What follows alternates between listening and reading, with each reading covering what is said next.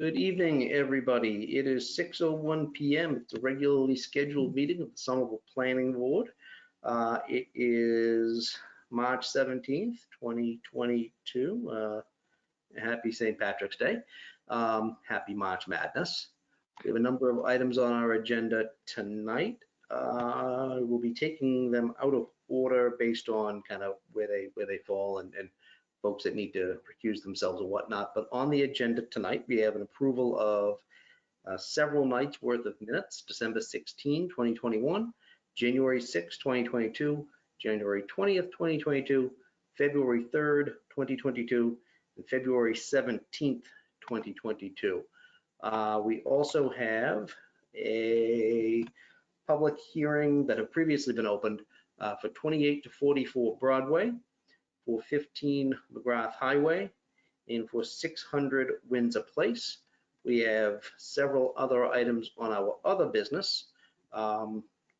Further to a joint hearing between the Planning Board and the Land Use Committee of the Board of Aldermen, there are a number of City Council. We have a number of zoning amendment recommendations that we have to make tonight. One is for 383 Broadway, seeking a rezoning from UR to MR5. One is a rezoning of 125 Lowell Street from NR to UR. One is 86 Prospect Street from UR to MR5. And the last amendment that we have is one put forth by the administration, which is a zoning text amendment on contextual front setbacks. We also have a item that has been requested of Amelia, which is accessibility best practices, and we will also hold planning board elections, which we do every so often, and we should do it again this evening. So what I'm going to do first is address the meeting minutes. Historically, we have taken meeting minutes as a batch.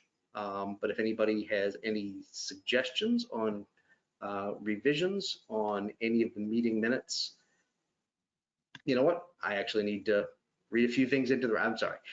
With me tonight is Amelia Avoff, who is the vice chair, Erin Gino, Debbie Howard Easton, Jahan Habib, Rob Buchanan, and Russell Pildes. I apologize for that.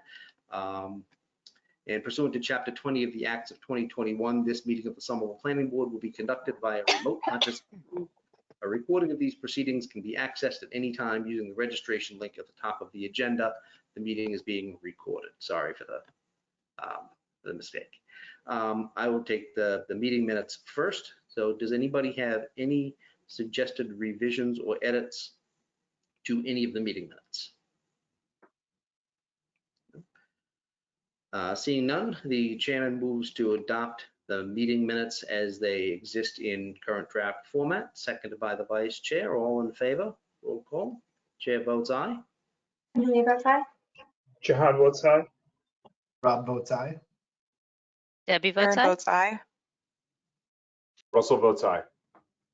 Okay, we have unanimous minutes. Up next, I'm going to take the zoning amendments because it's something that has already been discussed. We've received testimony on them. We've received staff presentations, and I would welcome Dan Botman to make any further presentation or discussion on the staff side that he would like to do. I think he may have discussion on 3 of them. Yes, Mr. Chair. The staff supports the zoning map amendments for 125 Lowell and the Broadway site. 125 Lowell is an apartment building by all other definition and was under a permit to be redeveloped and built as new housing under the old ordinance, but as a result of the pandemic was one of the projects that stalled. Had that permit not existed, we would have followed the same pattern with the zoning of apartment buildings into the UR zoning district. The main effort with the zoning map was to match the existing condition with a district that represented what was on the ground. And it was left in NR to not impact the entitlement of the existing permit. And after it had lapsed, there was an interest to instead follow the same pattern that we had done with the rest of the city. So we do support the zoning change for that property. On Broadway, the switch to the MR5 district would allow commercial use of the ground floor and a portion of the building at the rear, and preservation of much of the existing housing and the addition of additional affordable housing, which we very much are in support of. And for the contextual front setbacks amendments that we had submitted ourselves, the main purpose of that language was to stop the mechanism from jumping zoning districts or rounding corners by saying that the lots that it referenced had to be in the same zoning or in the NR or UR zoning district, excuse me, and facing the same street. The feedback that we got at the hearing actually questioned the way that we had written it allowed you to reference either an either or condition, and the city council was concerned that it should be just circumstantial. And so we were working on rewriting that text. However, the rewrite is not the amendment that is in front of you for recommendation. So I think the best thing might be related to our intended outcome of not to jump zoning districts unintentionally or round corners. And if you all would like to also address the unintended consequence of providing an either or language, we are open to that because we've already been talking to the city council about editing that text. Okay. So Dan, if we choose to move forward on the administration's amendment, how would you recommend that we phrase it in the way of a recommendation such that the council will be able to read it in a coherent way? I know you were working with them. Oftentimes when we've seen an amendment that's kind of still in process, as you know, the recommendation is often, we're generally supportive of this, but the recommendation is formally to allow staff and the council to continue working to make it the appropriate language that everybody should agree on. Do you think that's probably the move that we should do here? Yeah, I do. If you wanted to reference their concern, you could say that you also support it, that you recommend adoption, but also support the addressing the concern raised at the public hearing. I missed your volume, sorry.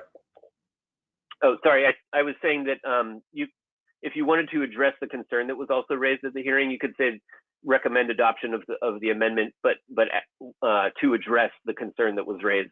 It's that the lot that is looking for a contextual front setback shouldn't be able to choose either the lots beside it or to one direction.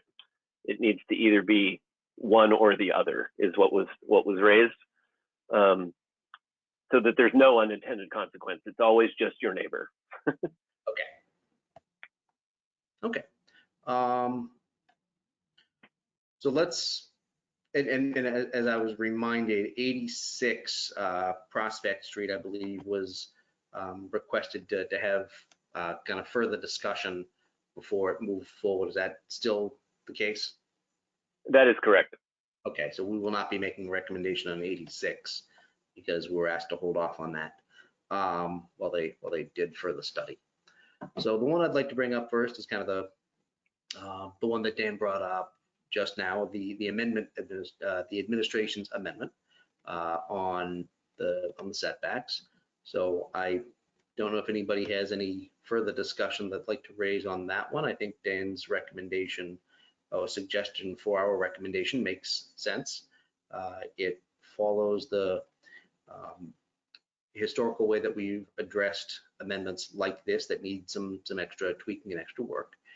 And don't forget, we're not actually voting on any zoning changes. All we're doing is making a recommendation to the Land Use Committee and the Board of City Council, who will then either craft it into formal language or not.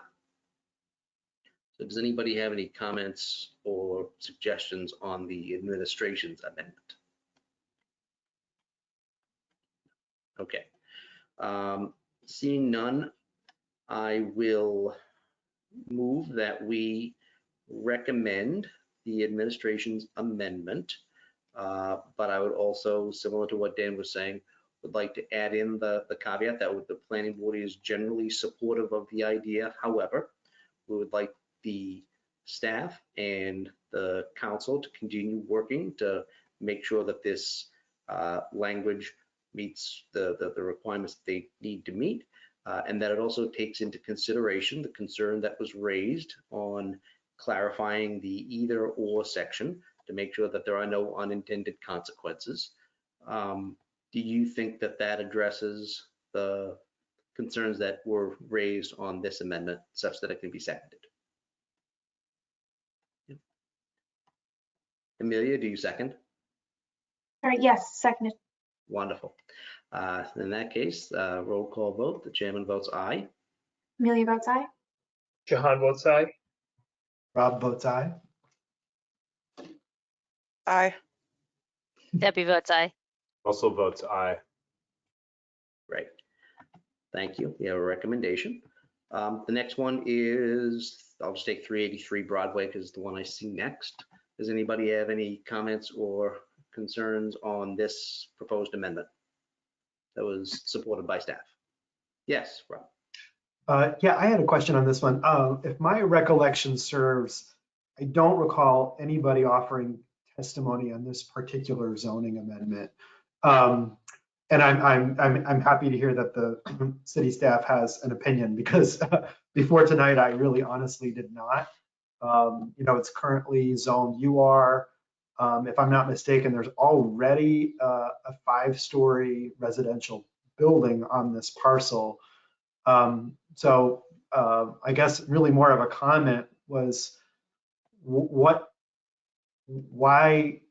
is the applicant seeking to get new zoning on a parcel for MR5 when there's already a building that, as best as I can tell, meets that?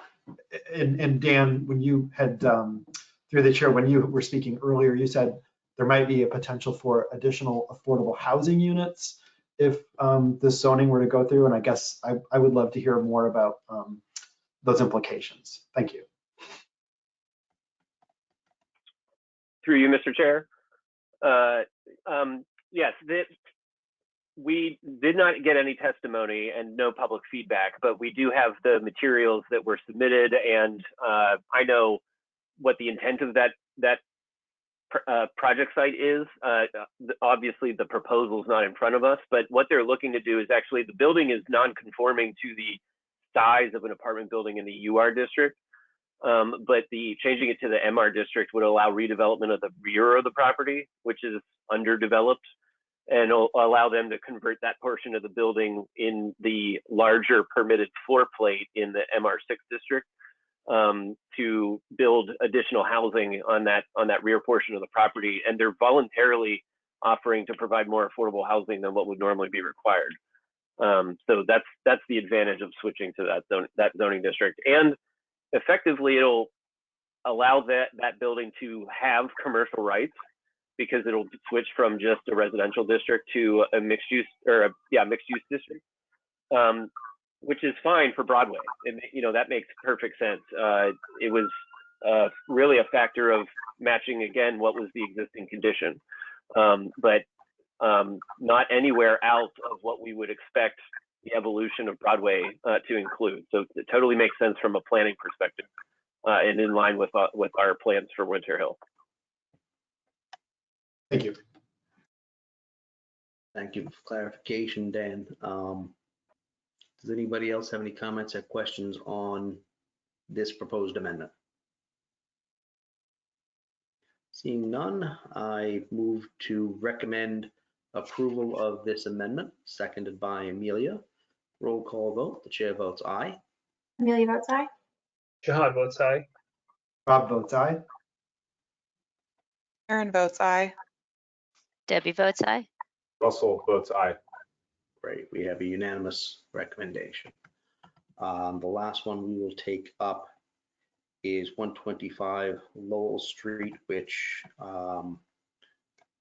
Dan has also discussed and seemed supportive.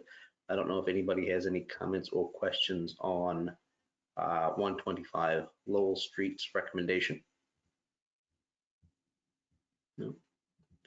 Thrilled to see the project advancing towards something that looks like habitation. Yeah, exactly. It would be nice to get something moving.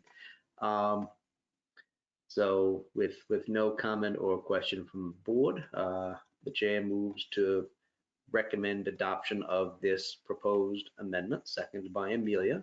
Chair votes aye. Amelia votes aye. Jahan votes aye. Rob votes aye. Aaron votes aye. Debbie votes aye. Russell votes aye.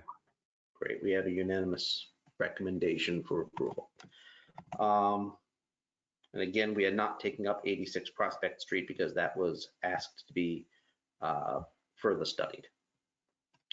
So it has come to my attention today that both 600, the applicant at both 600 Windsor Place and 15 McGrath Highway have signed covenants with the administration, which is something that we were waiting for on both applications.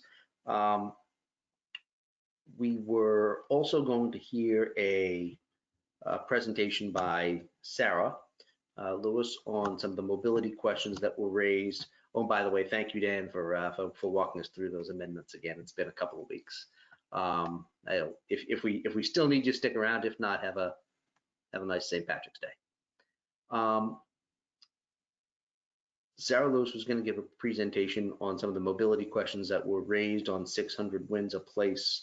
So because there is kind of more substantive question discussion on that application, I am going to bring them up first. And I know that Amelia needs to recuse herself from this agenda item. And because she also has to recuse herself from 15 McGrath Highway, we will take them up after this one, so we don't have to have you popping in and popping out. I'll take this opportunity to recuse myself and sign off, and we'll wait for Q to rejoin. Thank you so much. Great, thanks, Amelia. Hey, Sarah. Good evening. I am doing my best Brad Rawson imitation this evening. So I am going to hopefully show you my screen.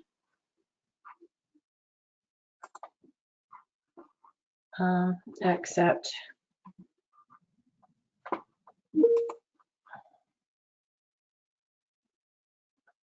oh, changing platforms.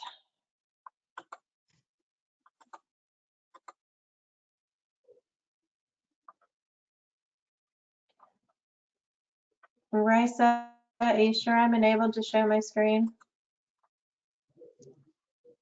This is Raisa speaking. You should be able to share your screen. Let me just try something else.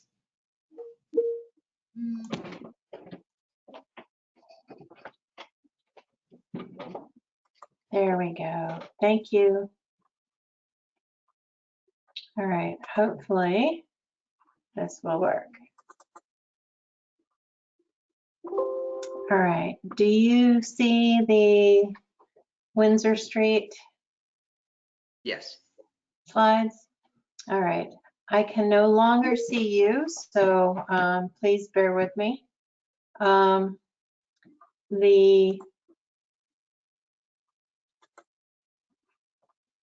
right, so one of the first things that came up that we had concern with, just to refresh your memory, is both 600 Windsor and Building 5, which is actually part of the DLJ master plan. We're both showing driveways, dual driveways basically adjacent to each other that tap into Windsor Street, Windsor Place, and Thoroughfare 1, which is known as renamed Query Way. So the idea that was, sort of obviously not recommended, given especially on that north side of the street is probably where most pedestrians are going to be coming and going to the Union Square train station from the Boynton Yards area. So we had a meeting with the teams and suggested a single driveway as a shared easement with one alleyway that accesses service to both 600 Windsor and Building 5. We had been working with the engineers of both teams actually. So we had mobility, we had the city engineering, and three engineering teams from the different development companies working with us. And so we now have a locked in right of way at 62 feet. And the center line is set so that it's equal on both sides to be equitable for all the development parties. And as you may know, this particular block is in front of Taza, and at that point it's called Windsor Place. Further to the west, it is one block, it's called Columbia Street. So I'm also working with engineering to see if we can clean up the street names on this. One of the things that did come out of that meeting is the idea that because Query Way is intended to be a festival street, trying to discourage as much through traffic along there as possible.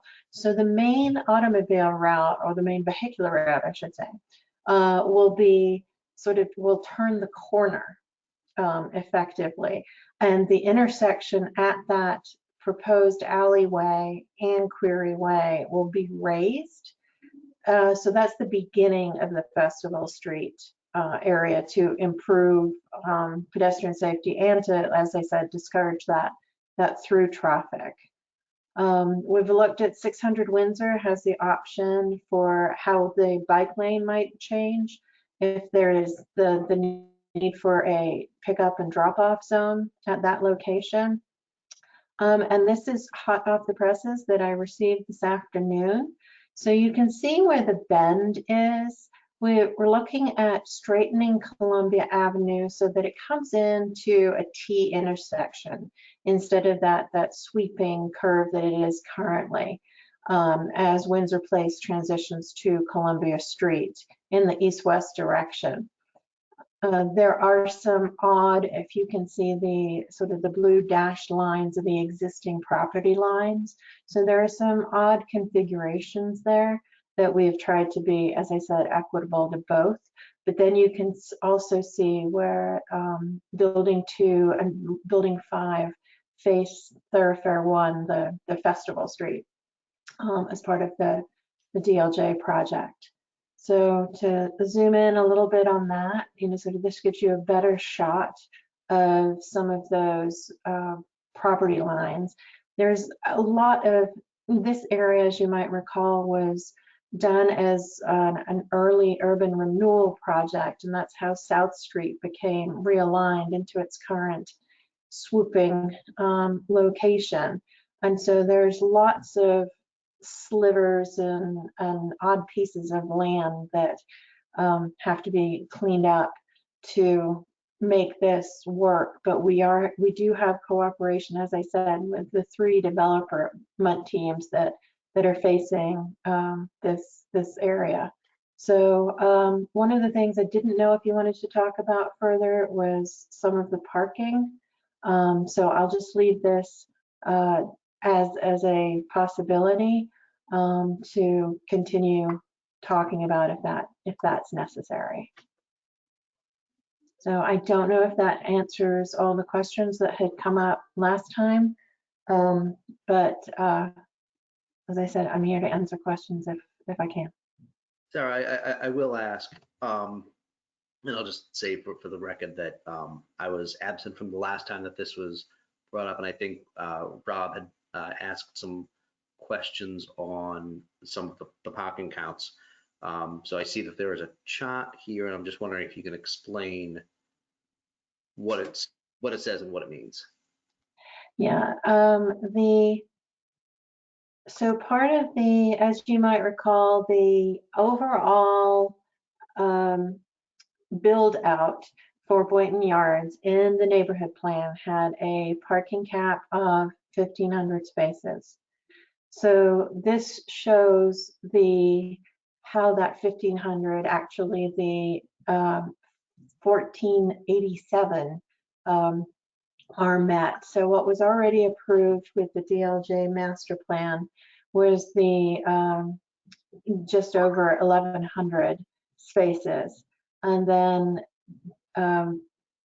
Mobility had negotiated with the other teams to basically, it's a low ratio, as you can see. It's a point, just over a 0.5 per 0.5 spaces per 1,000 is the ratio.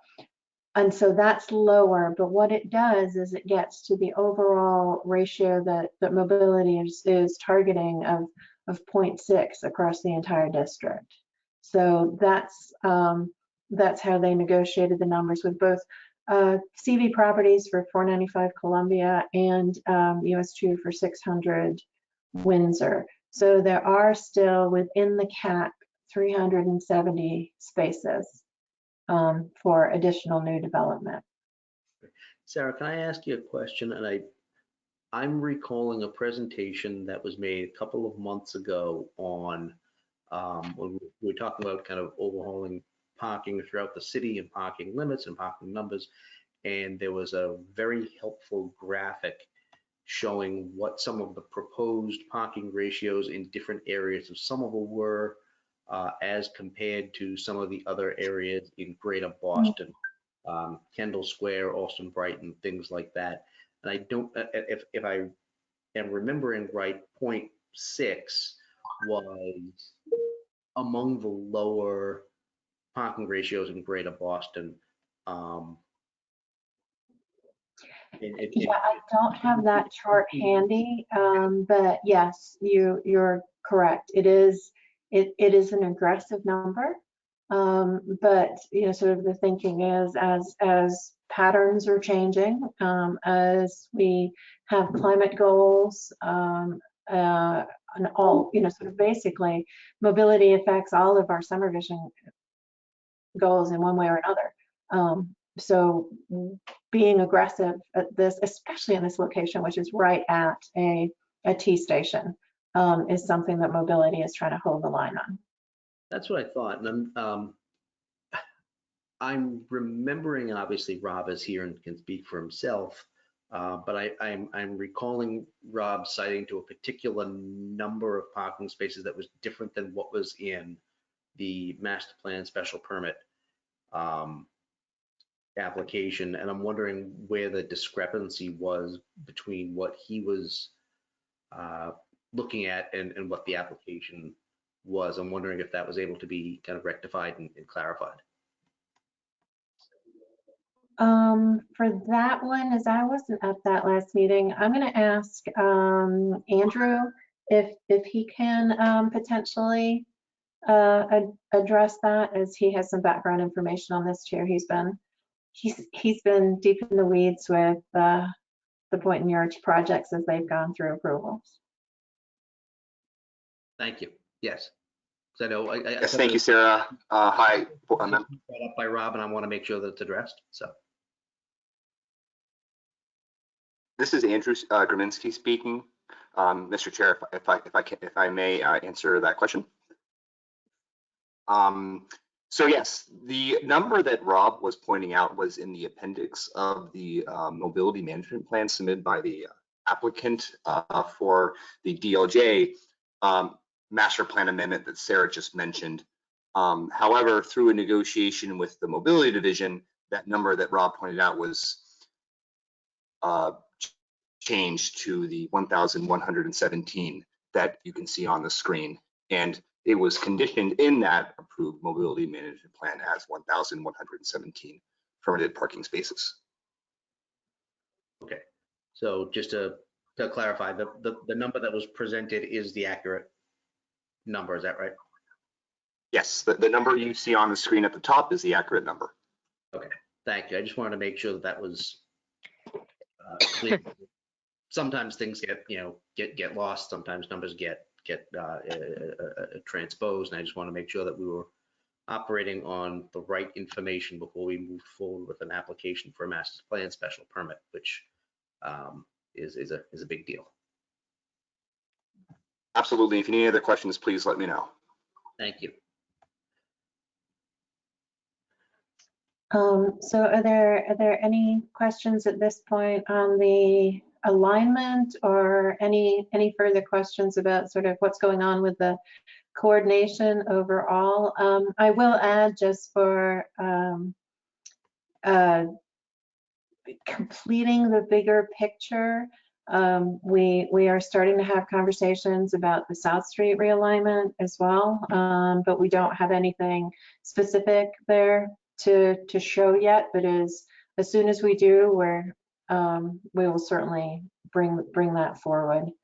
And as far as the streetscapes go, these are meetings that take place with, sort of, as I said, mobility and engineering, but also PSUP, to make sure that we're getting a tied together urban realm. Thank you.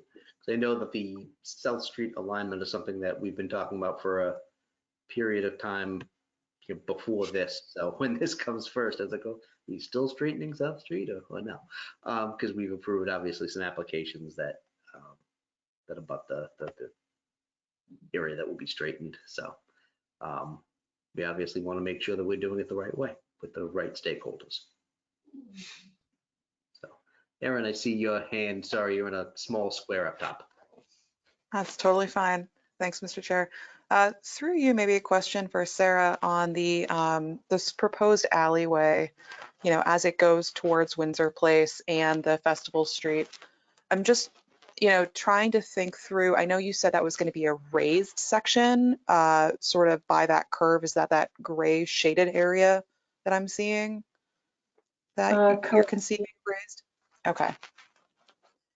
I guess other than raised, are you guys thinking of any other potential mitigations for, so I guess maybe I could just describe the scenario that I'm thinking of, which is you have basically two parking garages, one under 600 Windsor and one under the, the DLJ project that's off screen over to the right, all going through that shared alleyway. And then basically that traffic is going to go out onto either Windsor Place or Windsor Street. But I'm just trying to think of like how there can be a good line of sight for those cars exiting as you get sort of bike traffic coming along that area. And I can imagine wanting to creep out to be able to see sort of oncoming traffic from Windsor Place and Windsor Street. And basically how you're thinking about speed and line of sight there to mitigate some of the either pedestrian or cyclist safety.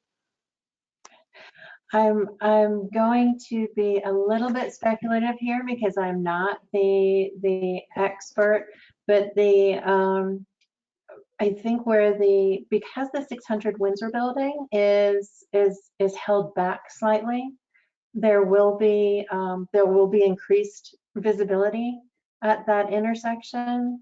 Brad had also mentioned to me that he expected that to be a four-way stop as well, just to make sure that there was, there is plenty of control along with the raised surface. So I'm imagining that sort of we've got this as a conceptual plan. Once it gets engineered, there's going to be, sort of a whole lot more details and a lot more tweaking that takes place. Yeah, for us, the pedestrian and bicycle basically have priority, and so that's our perspective as to making sure those work seamlessly and safely. Okay, yeah, that makes sense. So this master plan doesn't leave out us being able to take a closer look at that when the building permit actually comes online. We can say, hey, you know, do these stop sign placements make sense? Is this intersection still safe? It looks like it could be right now, and we just have the opportunity to ensure that that happens later. Exactly. Okay. Thanks so much. I think that that clarifies probably some of my concern, just because it's a four-way kind of intersection. It's like a little off center. So, thank you. Thank you, Sure. Sharon. The Rob's end. Thank you. Yeah, first, I wanted to thank Andrew Graminsky, because after our last meeting, we did follow up by email, and he provided the very helpful clarification to me based off our last discussion. So thank you for that. And I think these numbers make more sense to me. And I was happy to see that the numbers that were in the application were not actually the final numbers that were approved with respect to parking. I had one comment on the conceptual road layout. I think it will be very helpful for this board, as this continues to be further developed, to understand how Columbia Street meets Webster Ave, and whether there's going to be some type of, what type of traffic, or, will it be a signalized intersection? Will there be a left turn lane for those vehicles coming south on Webster? Similarly, on the Medford Street side, where South Street joins Medford Street, I think it would be helpful for us to better understand that. And part of the reason why I'm bringing that up is, I think to the extent that there's going to be a queue of vehicles waiting to turn left, from either side, those queues can potentially back up into subsequent intersections, resulting in a lot of gridlock. And I just would be curious, in the next iteration of the conceptual road layout, to see if there's anything that will be done to try to mitigate some of that. Thank you. I will pass that along to Brad and make sure. I know they're modeling a lot of it, so it's hard to show coordination for a lot of these things, but it is happening back there.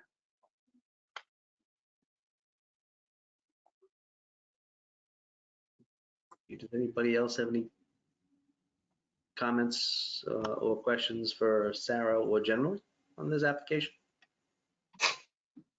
Yes, Aaron. Thanks. Just making sure I'm still unmuted. Maybe this is a general comment sort of outside of this application, but for mobility in general, I know I in particular would appreciate maybe some just like documentation from them on how better to read the transportation access plans and impact statements. They're pretty long and there's a lot of jargon. So if there's, like, I'm just like furiously Googling stuff essentially. So if they have any resources they could either send to me offline or something like that, I would really appreciate it. All right, through the chair, so noted. There is a lot of jargon in those things, and I don't pretend to understand all of it either. But I think what we can probably do is have somebody from mobility maybe give us all a quick overview cheat sheet session at some point in time. So I'll see what I can do about that. Oops, sorry. Thanks so much. Thanks. I see Russell. Thank you, Chair. As an aside, as a transportation planner professionally myself, I still Google all that stuff too, so don't feel bad. I guess related to Member Gino and Member Buchanan's points a minute ago, I also would like to hear in the future at some point, maybe from mobility, maybe a bigger picture view. We're talking about, and I'm new to some of the discussions. I haven't been on the board that long, but we're talking about a South Street realignment. We're talking about potentially changing the lane configuration on Webster as well as others. I'm noticing in the bigger sort of regional map of this area that we're cabining the area with Medford Street, Webster, Cambridge Street. You know, there's a circulation pattern that's going to evolve in this neighborhood. And if we're talking about minimizing through traffic through this sort of parallelogram that's forming here, I would want to make sure that we're thinking about the long term. We're spending, you know, we're going to put concrete into the ground, we're going to pave over it. We're talking about 50-year or longer investments in infrastructure. And I know that this borders other jurisdictions, but I would want to know about what the bigger picture, more flexible, but bigger picture view of how circulation may change through here in general, so that we're thinking about how future traffic patterns be directed. I know there's no space on Webster for a left turn lane. You know, I ride down that to commute every day, and there's just no room for a center running lane where there's already not room for bike lanes running in either direction. It's already really cramped, which is not to say that that suggestion wouldn't be good, but there's, you know, we have geometry problems in this area in addition to traffic congestion problems. So just to hear a little more about the sort of more philosophical, theoretical approach to what's going on in this region of our town would be really, really helpful for me, so that we can make decisions about what's going to go on nearby. I know it's hard to envision the future, but that would really help me think through some of these proposals in this area. Yeah, keep in mind there are, through the chair, sorry, you know, so there are, like I said, these big picture things are being considered, and they are often evolving. In this area specifically, also keep in mind that there's the, you know, sort of just below, we butt right up against Cambridge. So there's a lot of coordination with Cambridge going on in this area as well. And to your point, partly the reason that we're holding the line so tough on the 0.6 ratio is to try to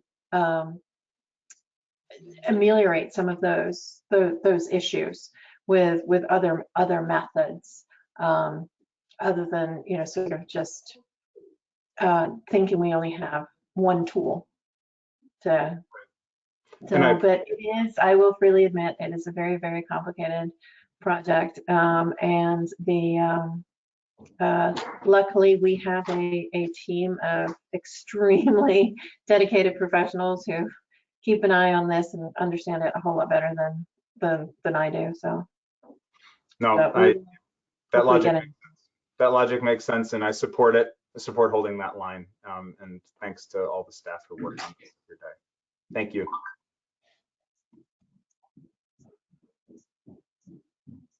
Yes. Yeah, I thank you for allowing me to follow up. Yeah, I just wanted to wholeheartedly agree. I think there is a geometry challenge to Webster Avenue, which is why I keep bringing it up, because I also bike down it, and I've been stuck on the bus on that street for 20 minutes at a time.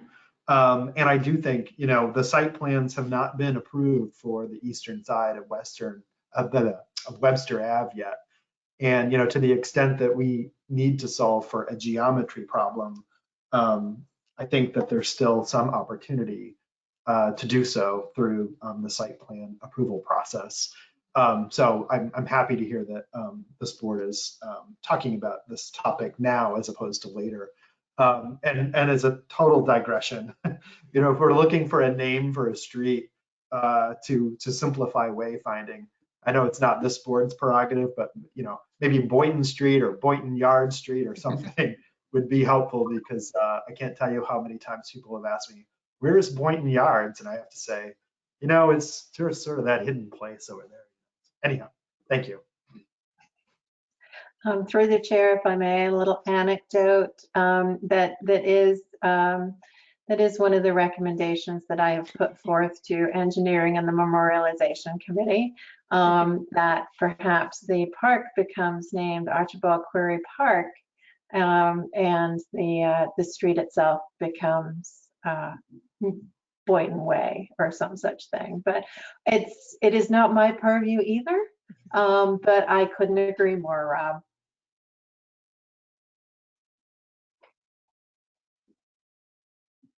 Okay, so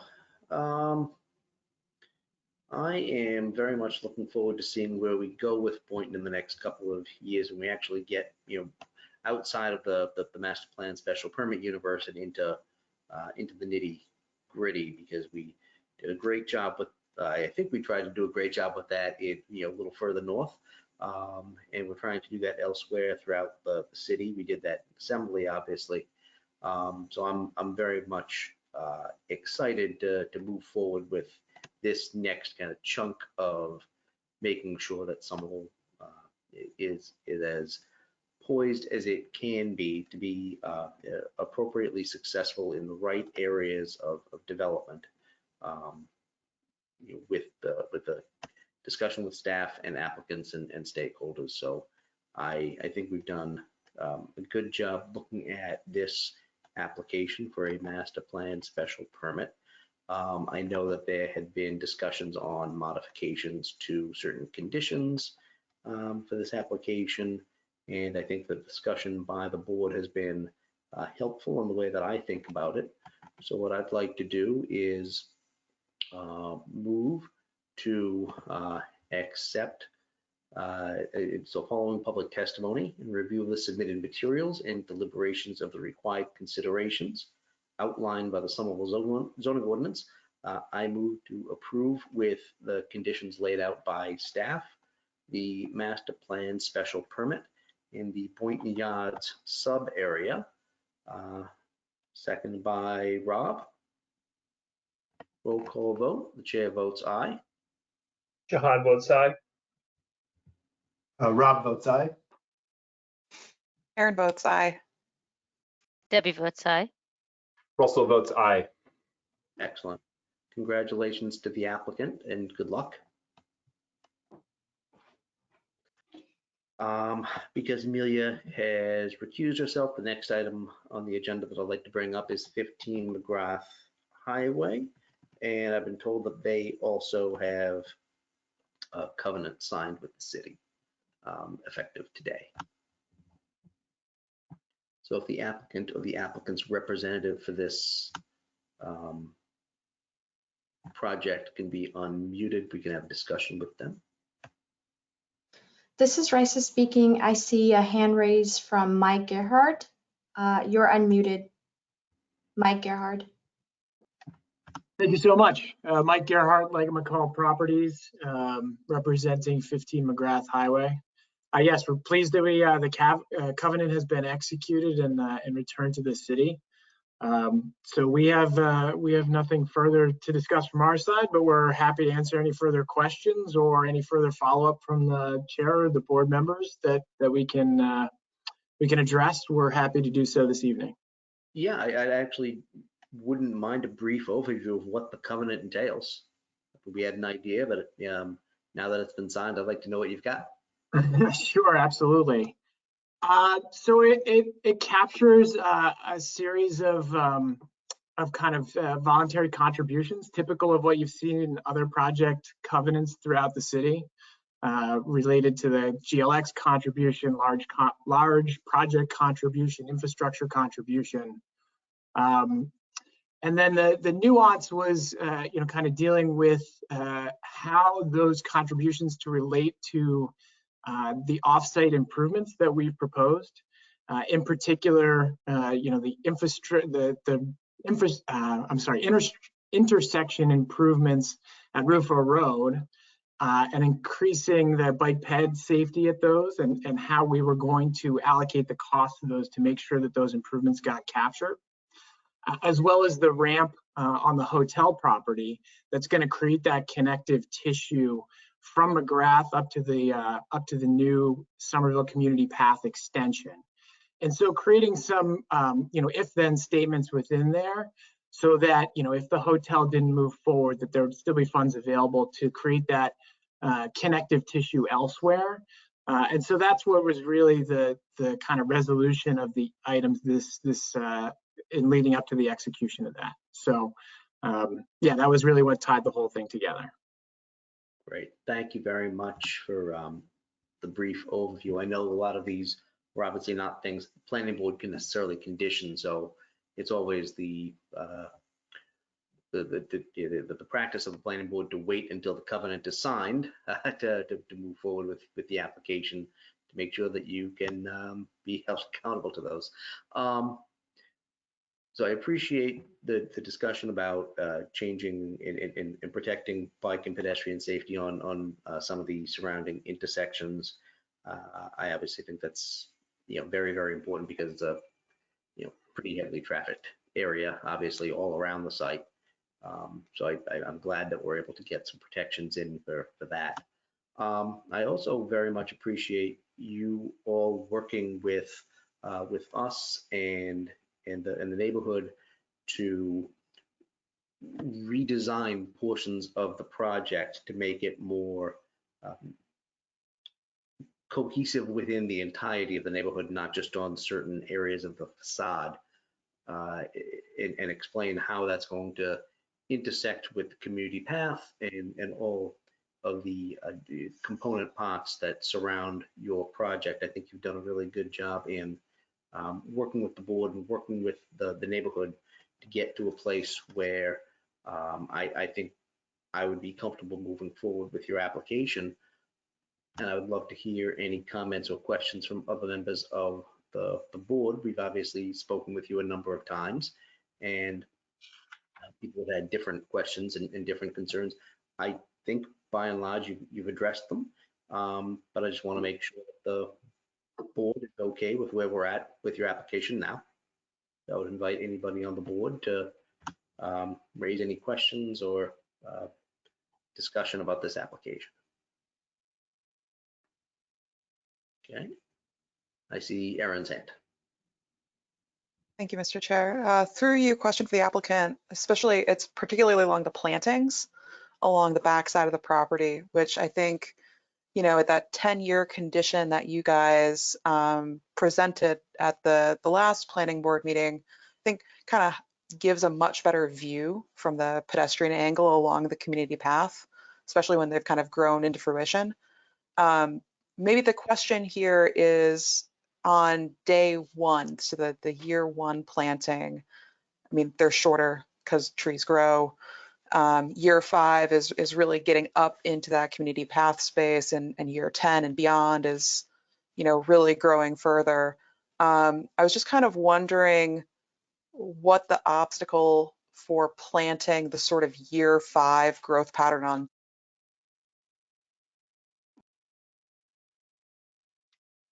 It gets into that line of sight, and it really starts providing the benefit that we were looking for from the plantings. Absolutely. Through you, Mr. Chair. So we discussed that internally, Member Gino, about the possibility of looking towards larger trees in the initial installation.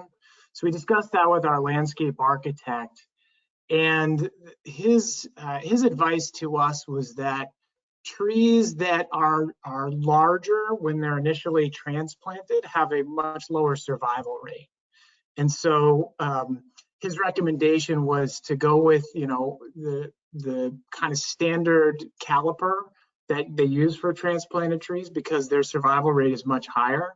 And given the complexity and difficulties of getting back to this location post-construction will be complicated, that it made a lot of sense to go with that smaller caliper, reasonable caliper tree in the beginning, and then using the windows and that artwork applied to the facade on the back there to act as that intriguing moment for people passing the building, and allow then the trees to naturally, start to grow to their more mature heights and fill in that buffer more fully with vegetation. So that was the advice from our landscape architect after we discussed that exact kind of course of action as a consideration. No, thank you. That makes a lot of sense, and I think plays out with sort of my small scale gardening experience. Little plants survive better than the big ones, but glad that you guys looked into that, and I appreciate that you went down that thought exercise. Sure. I mean, it's definitely, it came to us, our thoughts too, and it seems like the wise course of action to let the trees really mature in their natural fashion. It just does so much damage to the root systems when you pull them out, when you transplant them when they're larger. Yeah, I would much rather have a successful tree that's small than a big one that's dead.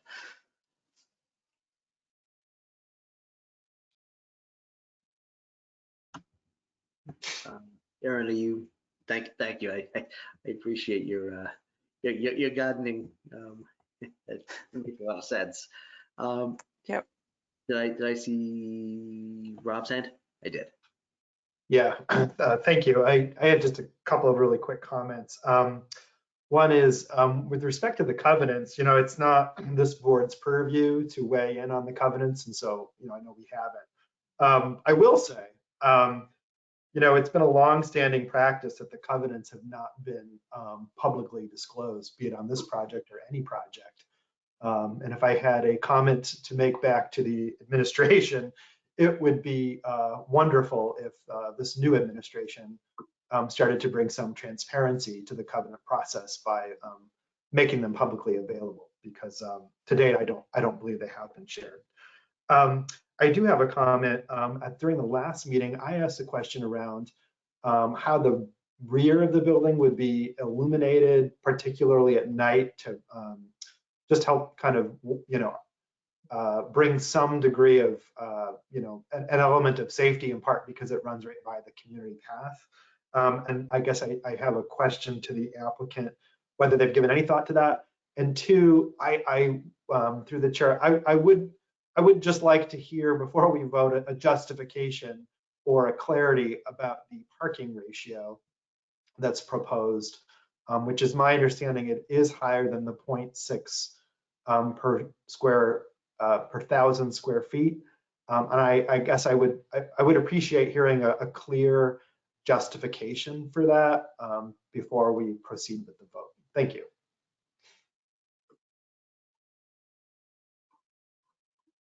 So, Mr. Chair, do you want me to take on the lighting question before Yes. the parking ratio? If you could, yeah.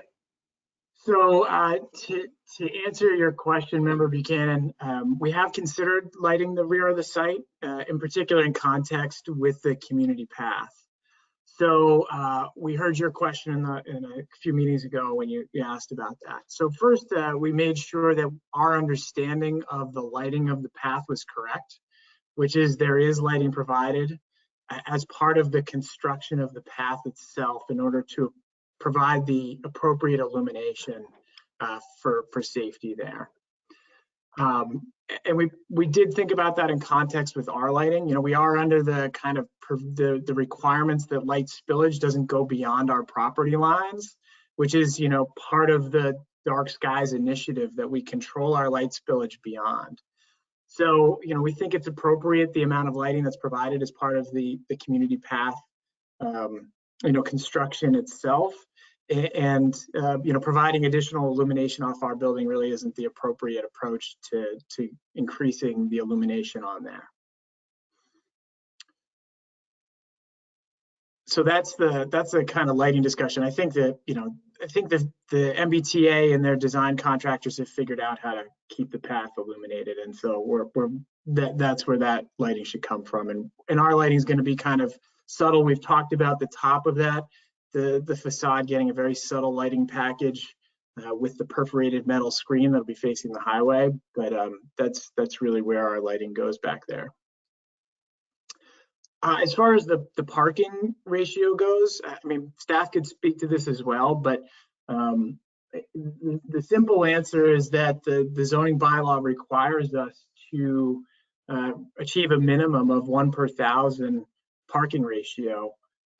In table 5.1.17, which is the zoning bylaw, we're outside of a transit zone, and so we're required to provide that per the zoning bylaw. In addition to that, we have executed an agreement with mobility and our mobility management plan. And the crux of that plan, or a section of it, requires us to decrease our automobile mode share over time. and kind of decrease it. And so the parking kind of becomes a community asset for other developments around us over time as those developments continue. And the kind of, we don't have what's happening at Boynton where you have a whole lot of buildings that share a lot of parking. We're really out there by ourselves. And so we're meeting the zoning bylaw, and we have an agreement with the mobility department to limit our automobile mode share over time. And that's the kind of simple answer. Thank you. Does anybody else have any questions for the applicant or staff on this application, or any other discussion they'd like to make on it?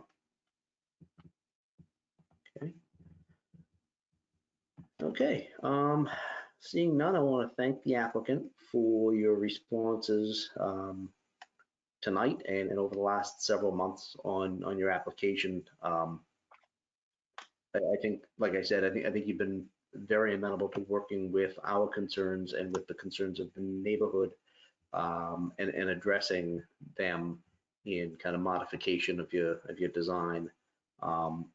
So I would feel comfortable moving forward with the application this evening. Following public testimony, review of the submitted materials, and deliberation of the required considerations outlined by the zoning ordinance, I move to approve with the conditions laid out by staff the site plan approval to construct a LEED Platinum lab building in the high-rise district, seconded by the clerk. Roll call vote. The chair votes aye. Jahan votes aye. Rob votes aye.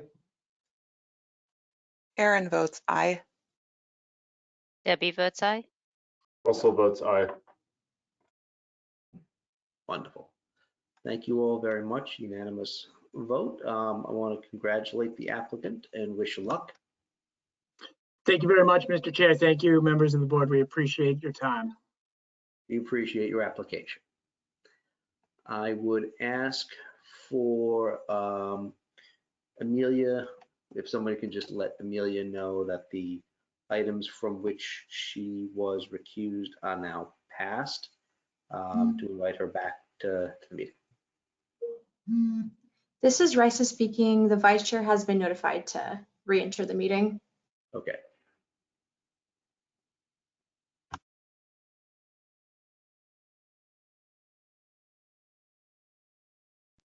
Actually, to be honest, I'd like to take just a brief 2-minute recess just to use the restroom.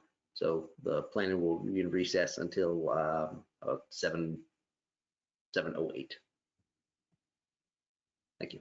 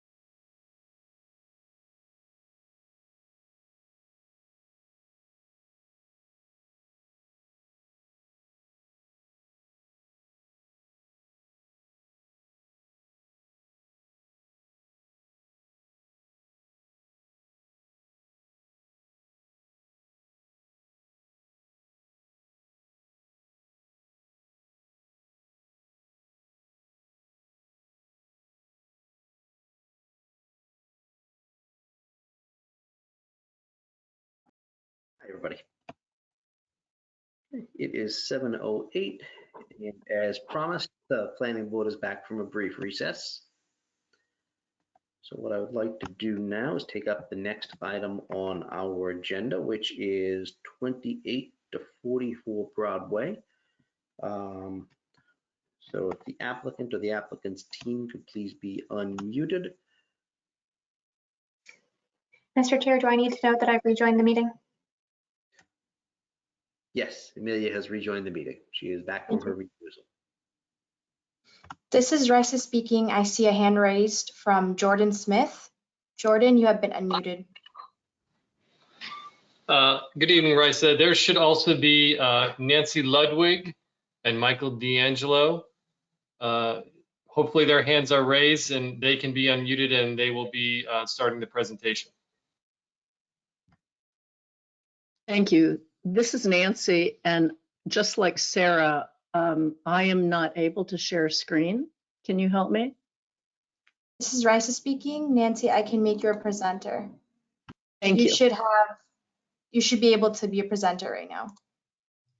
Okay.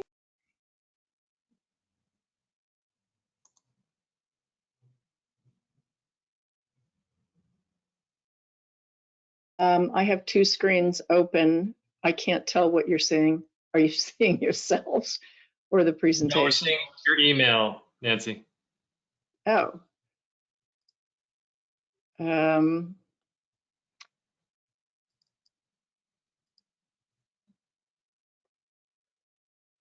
Okay, I'll tell you what. I am going to. See the PowerPoint presentation on the bottom of the screen that might need to be maximized. Well, the problem is it's not allowing me to show my second screen here. Oh, wait, got it. No. This is Raisa speaking. You can drag the other presentation from the other monitor, if that helps. Yep.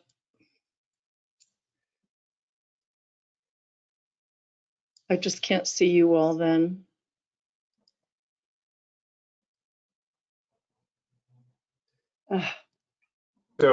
So this is Russell. One thing you can do here is if you go to the top left where it says display settings, you'll be able to, oh, sorry, back there. Once you're in presentation mode, you can switch between the display settings just to the left.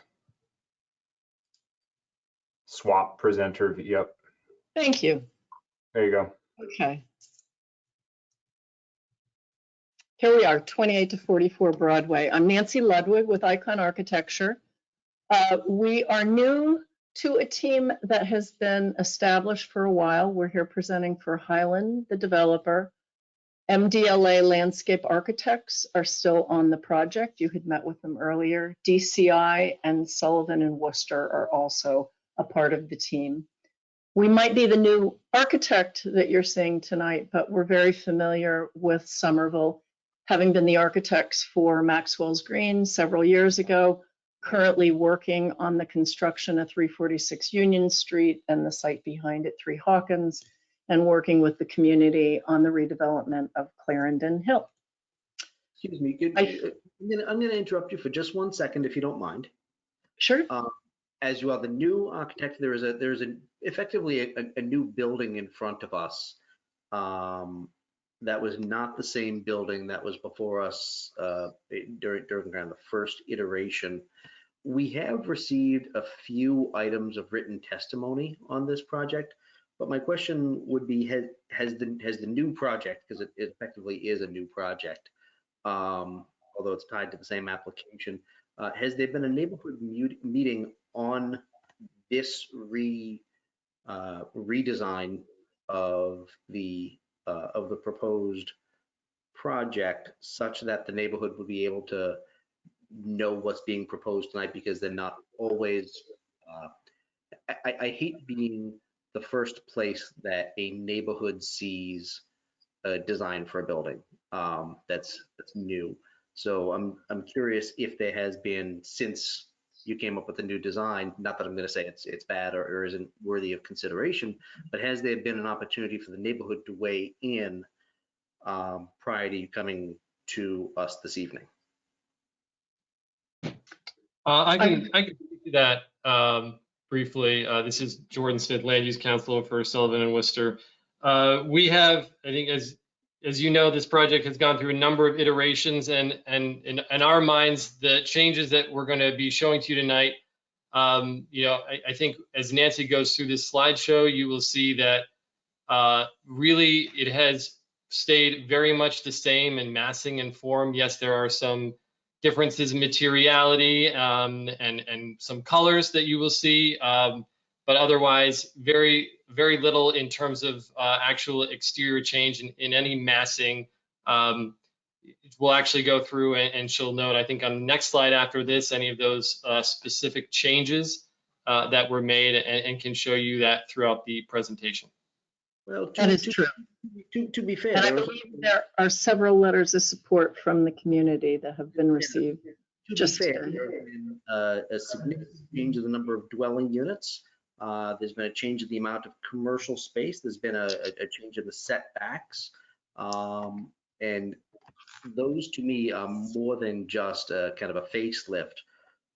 Those are usually items that we request applicants as the board to go back and make sure that the neighborhood, instead of hearing it for the first time this evening in a formal presentation, is afforded the opportunity to come in and weigh in, because oftentimes what happens, particularly if it's good change, the neighborhood will come in and say, you know what, we had a chance to sit down with this developer who worked well with us as the neighborhood, and we understand that there were some substantial changes made between the first time this was presented and now, and we're all in support, and that makes everything easy. It always makes things much more difficult for us as members of the planning board, or particularly me as one member of the planning board, to have a bunch of people say we've not seen or had a chance to weigh in on this right now. So more often than not, particularly if it's positive changes like this, there is a second neighborhood meeting organized by the applicant in coordination with the ward councilor, just to put everybody on notice that, hey, we made some pretty substantial changes to the application. How do you feel? And if you're in support, please support us at the planning board. So that's kind of my concern. If I respectfully disagree that these are kind of de minimis changes to the facade. I think there have been some substantive changes to the nature of the project. I happen to think they're positive, but I also don't live in the neighborhood. So that's what I'll say for now, but I would like to have you continue with the presentation right now, and let's see where we go. Okay. So it's just identifying in these photographs the context. You know, we're a full block between Mount Vernon and George Street along Broadway. And the changes that we're bringing you tonight are really based upon comments that were made at the planning board on the 16th of December last year. I've tried to categorize them across many of your comments. There was a feeling that the design presented then was very monolithic, and a request that it be broken up into more distinct masses. There was comments that the building looked too commercial, and a hope that it could look more residential. There were comments the design does not look like Somerville. There were certainly concerns about how small the units were, considering the small amenity space associated with the building. There was a clear direction that the design could be modified or should be modified to express a base, a middle, and a top. And there was the hope that the redesign could accomplish a project that looked like multiple buildings along this elevation. You're right, we are coming before you tonight having reduced the number of units. We took to heart the square footage, the size, and the amount of amenity space associated with the residential units, and also came to terms with some of the zoning setbacks and found that a project of 81 units was more appropriate to the site. It also allows us to create 3-bedroom units that meet the 1,000 square foot requirements for ADUs. Because of the drop in number, we've reduced from 18 to 16 ADUs. The commercial, because we have followed the zoning requirement that the building cannot be longer than 200 feet. We are now reducing the commercial to 9473 square feet. We've increased the setback from Mount Vernon to 18, almost 19 feet. I'll show you that in the illustrations. We've increased the setback from the shared lot line from 0 to 5 feet. We've modified the residential lobby location from the middle of the length on Broadway to the north end. And we have put together a larger bike room that's now located in the garage that's large enough to have a bike repair station in it. And I did want to note that the planning staff report mentions more bikes than we're actually intending. Based on the requirements, we're providing 83 bikes and a repair station. So let me show you then the changes in the building.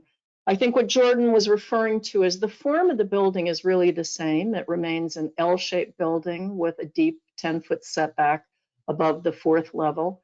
In the upper right, you see what was presented to you last December. And on the larger image, you see the proposal now, and I'll explain it a bit more as we go forward. I wanted to show you both views comparatively from the one of last December to now.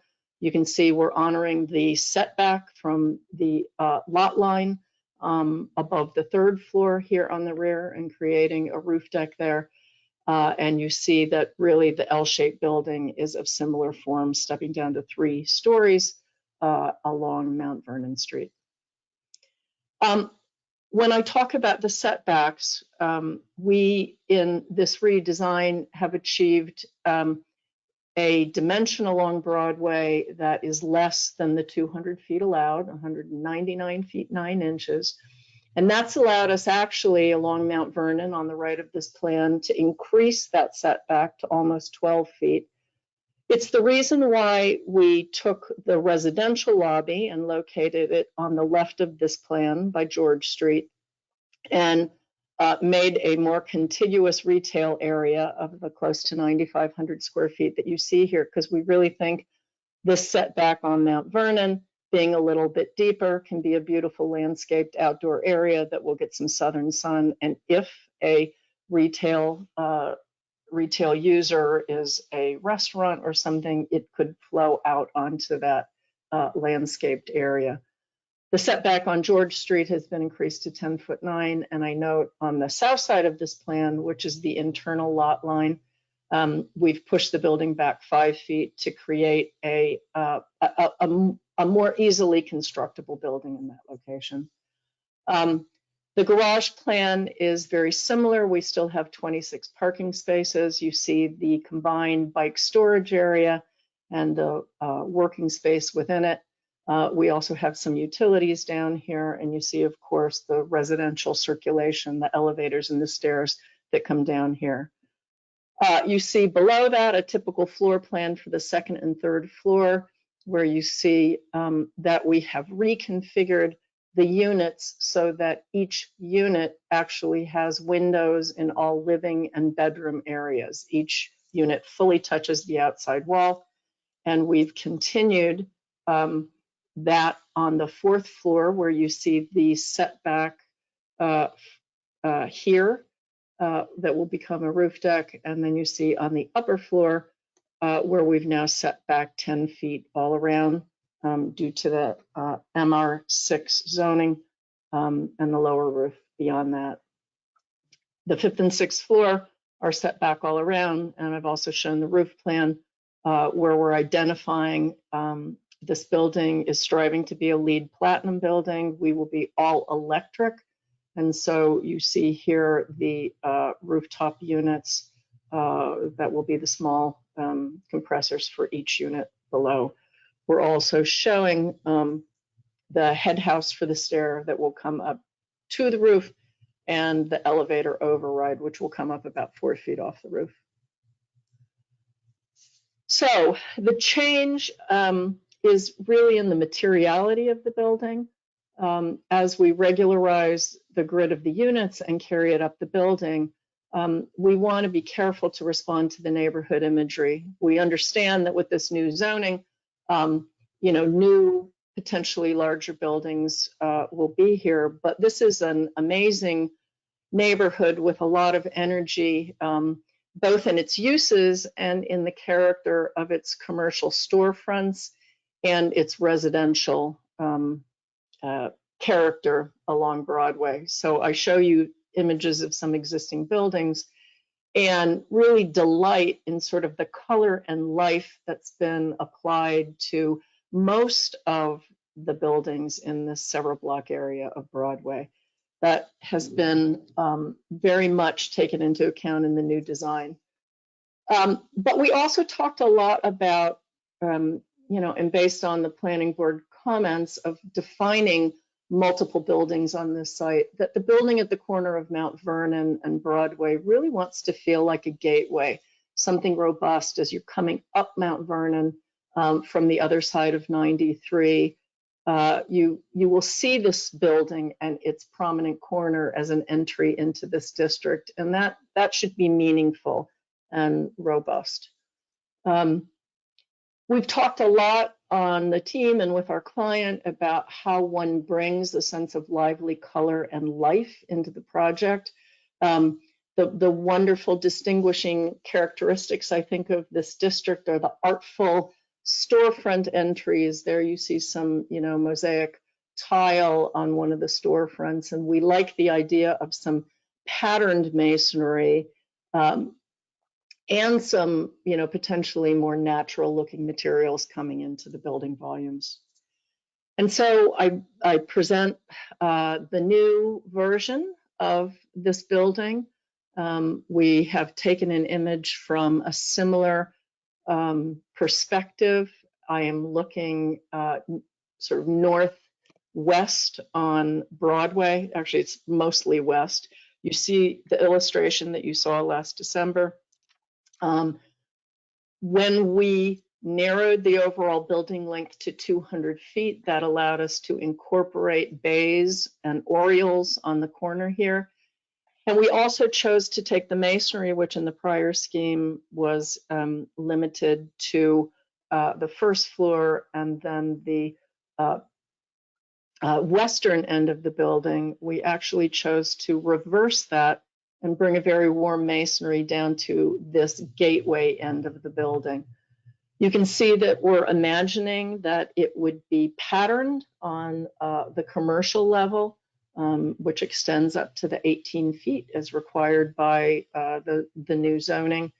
And we're imagining a masonry that would then corbel out at the top of this block where it begins to set back on an angle, and bringing some natural wood look material into that setback area, which really has the feeling of a very residential penthouse.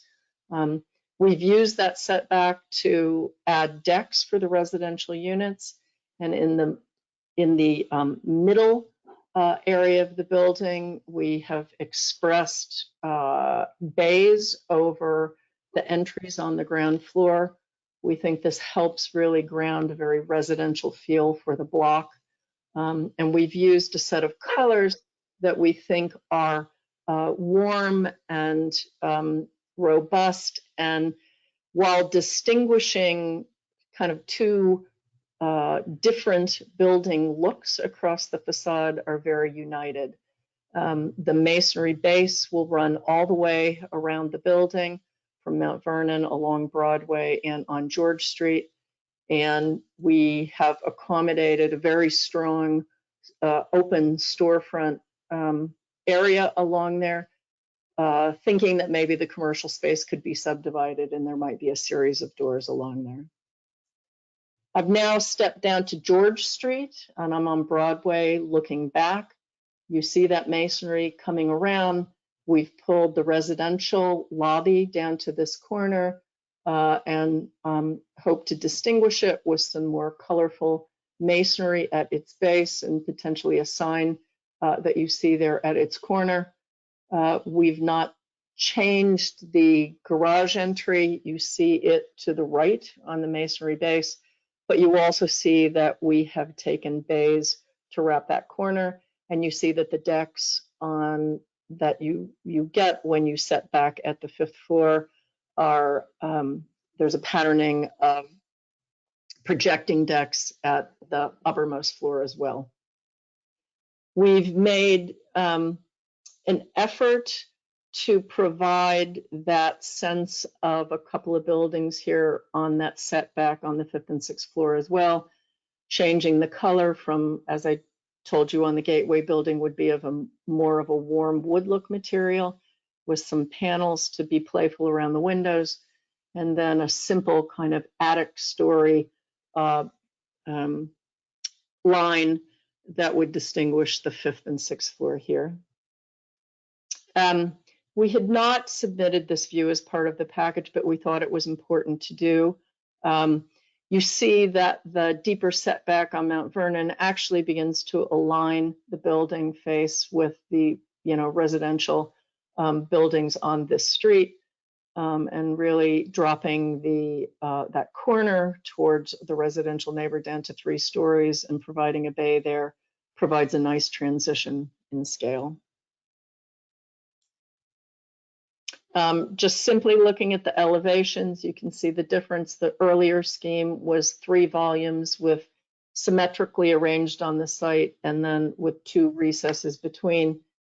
Here we've really distinguished the elevations as the 2 buildings that I've been referencing, but with a scale that seems very residential and rhythmic, more in scale with some of the taller residential buildings that you currently see in the district. We've made an effort to use some different window patterning and to be, playful with the way we accent the positioning of the windows, particularly on the Gateway building end that you see to the left here. These are the materials that we're proposing. We like the idea of an iron spotted brick, something that would be very warm, but bring in some hues and maybe a little bit of a reflective quality. You see the idea of that in material 1. And then when we use a project and recess lining to pattern it on the ground floor, it gets some really nice shadow lines and gives you a very robust feel to that base to the building. We're proposing lap siding in the setback at the 5th and 6th floor on the right, and item 6, which is the wood look siding that will go on the left part of the setback. You see the deep break between the 2 coming down the middle of the building, and then a darker lap siding for the middle of the building on the right. We're still proposing the furnishing zone, walkway zone, and frontage zone that has always been a part of this project. In fact, there aren't tremendous differences in the landscape plan. I did want to point out that the trees that exist on Broadway are being saved and will remain a part of the streetscape. And as I show you the materials plan here, we're proposing blue bikes up along Broadway between some of those existing trees. And then I also wanted to point out the landscape buffer and continuous fence on the internal property line, which is to plan south here. And the idea on the Mount Vernon setback, which is some movable planters that can accommodate some taller plant material and provide a really nice edge between sidewalk and what will be a nicely paved outdoor patio area. And that is the end of our presentation, although I did want to note that Michael D'Angelo of MDLA is here with us if you had any questions on the landscape.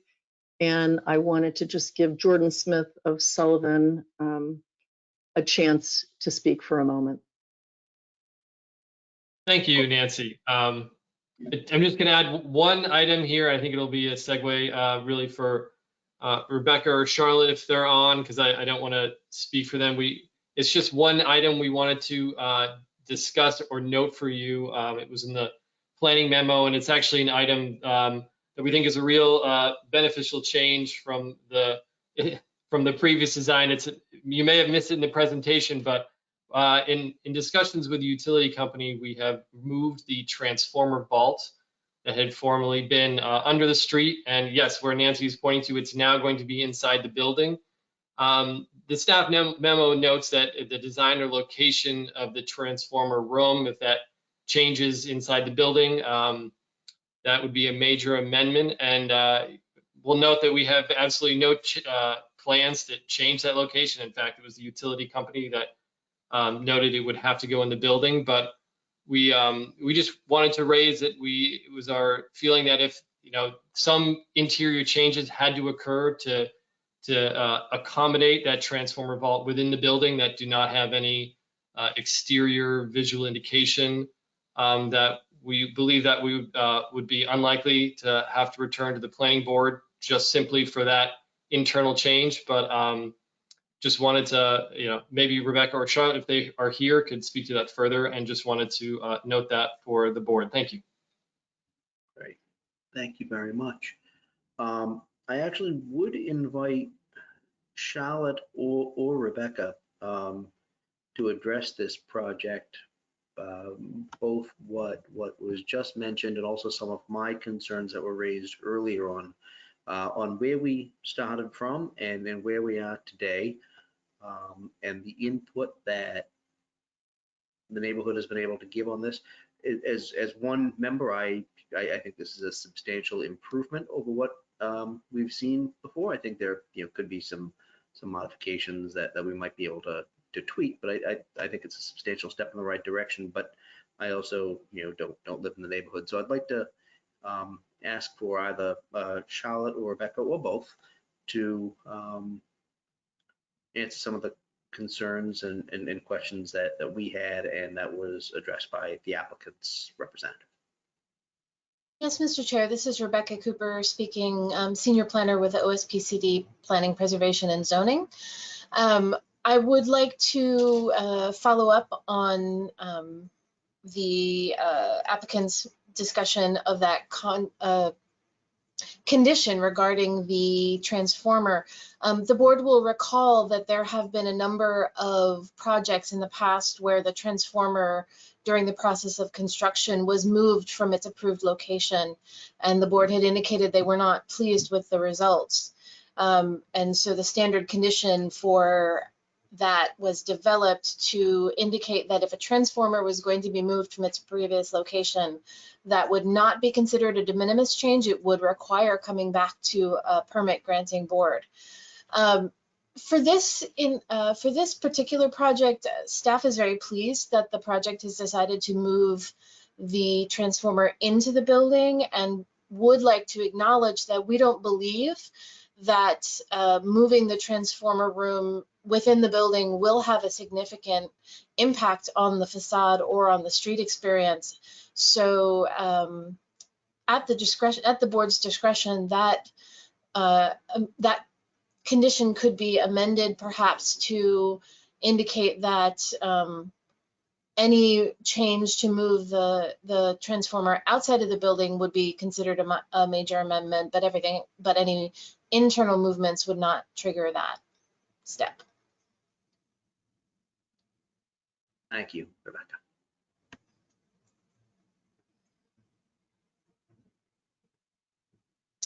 Regarding, sorry, Rebecca Cooper again. Regarding the meeting schedule, I believe that Charlotte might have those dates in line. I don't actually recall the dates offhand. Mm-hmm. Yeah. This is Charlotte Lee speaking. Mr. Chair, if you'd like me to review the procedural steps that this project has been through and the approximate timeframes of those, I'd be happy to. I would, thank you. So this project first started working with staff in July of 2020, and they had their first neighborhood meeting that August. They then went to the Urban Design Commission in October of 2020, followed by their second neighborhood meeting in January of 2021. Since then, staff is not aware of any official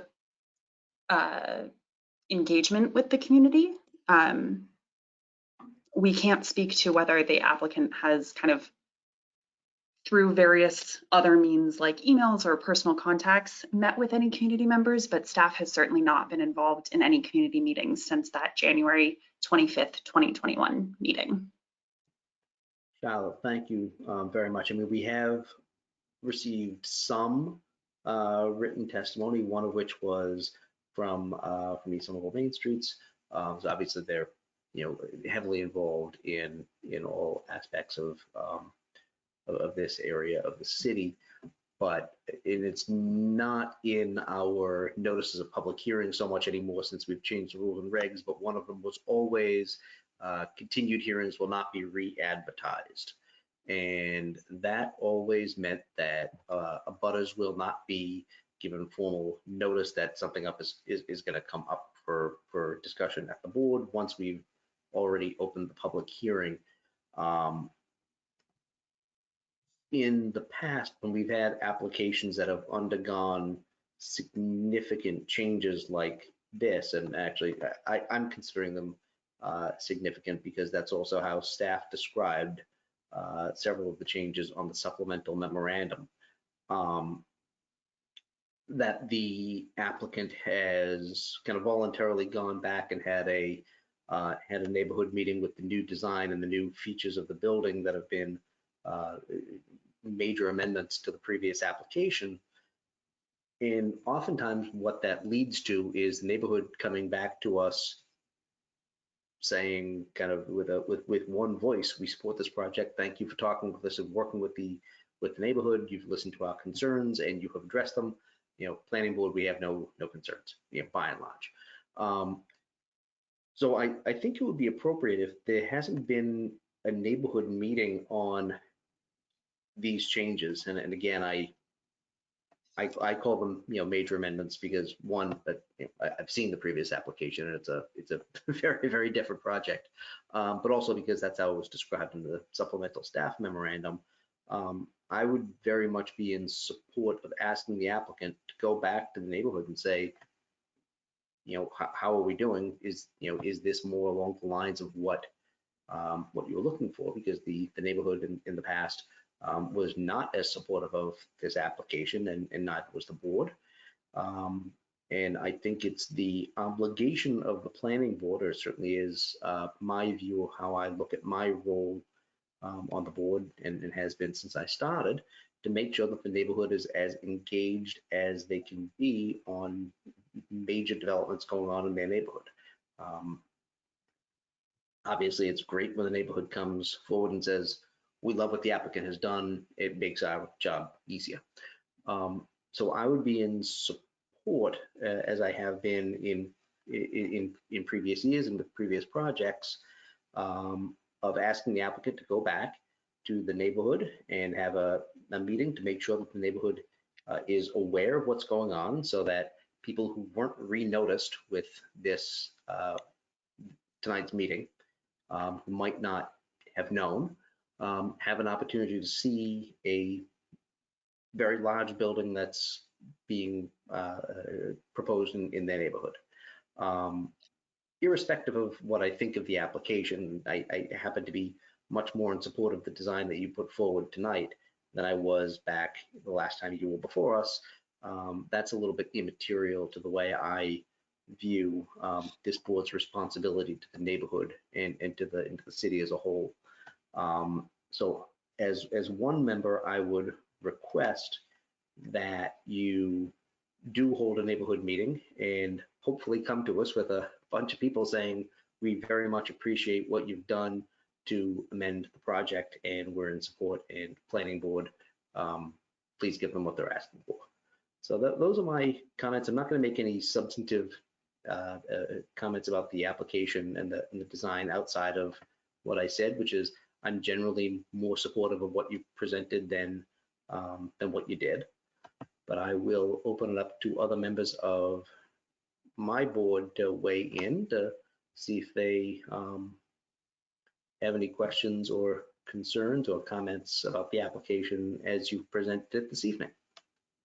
I see Amelia. Mr. Chair, I had a question for the applicant. I was just unable to really understand the connector between the two sort of building appearances. I wonder if you might be able to talk us through either in this conversation or a subsequent meeting, just in a little bit more detail, what is happening in that recessed area between the two separate appearing building components. Would you like me to do that now? Mr. Chair? I'm sharing again. Yes. Thank you. You're talking about this break between the two? This is a stairway. Yeah, this is a stairway that's actually set back at the final setback level at the top that comes down through the building. And so we're using it to provide some deck areas for the adjacent units next to it. Would you be able to show a view that just shows the facade treatment that's proposed for that reception area? Thank you. Sure. So that wood look material comes all the way down in the recess to the ground. And then we're using a deck rail system to allow what is actually a fairly substantial deck for the residential unit that would be next to it. We haven't connected it up here because we've been working hard to change the character of all the the railings, so that here in the sided building, we've got a kind of a crenellation pattern that has a railing at the edge. And here we've chosen to pull the masonry up and angle it. So, this unit has a deck out here, but it does not have an open railing as is illustrated here. We've been working to get a lot of variety in all those elements. Thank you.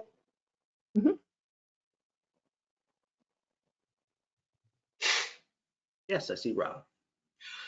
Thank you.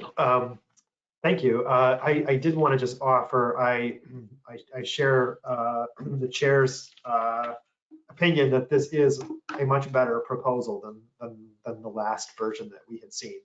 And I know that it sounds like it'll be coming back to us at a subsequent meeting.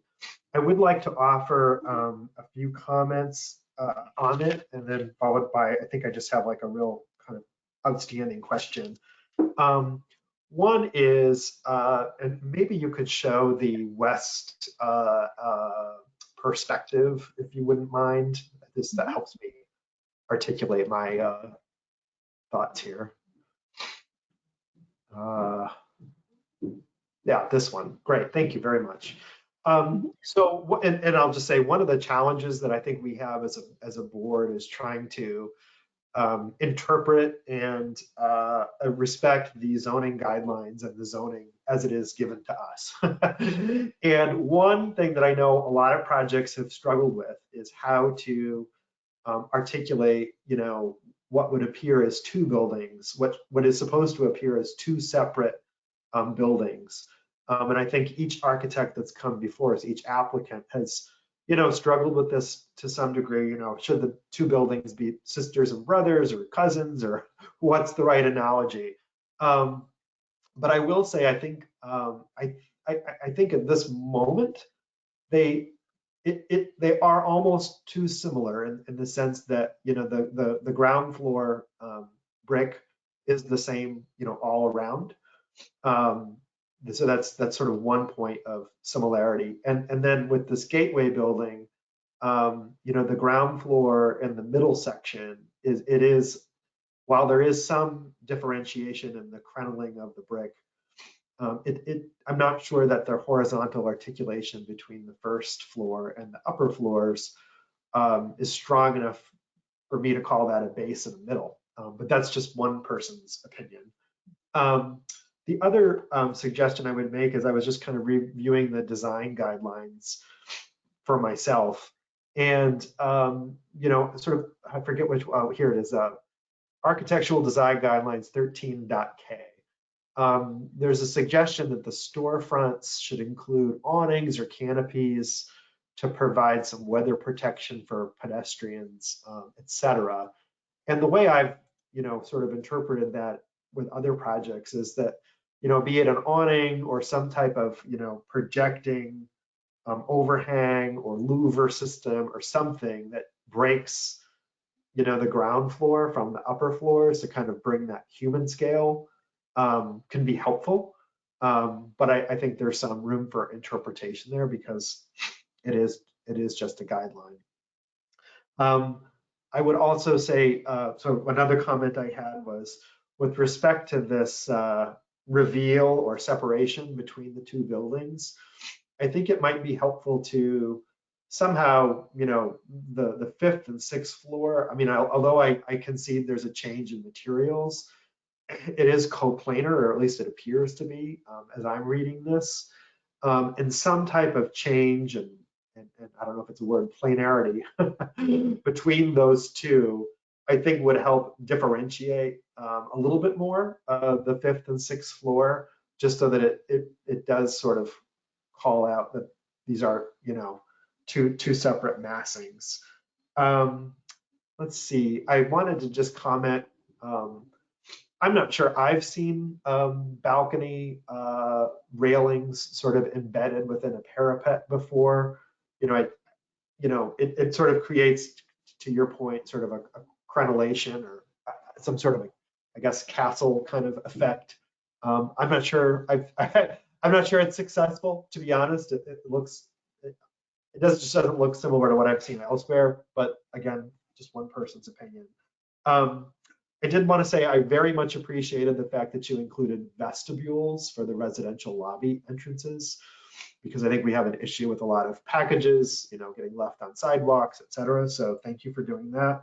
But one of the design guidelines, you know, strongly indicates that the residential lobby entrance should, you know, be differentiated in some way from the commercial storefronts.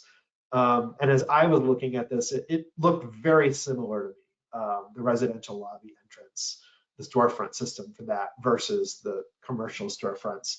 So I might suggest inviting you to take a closer look at if there's a way to differentiate that a little bit more.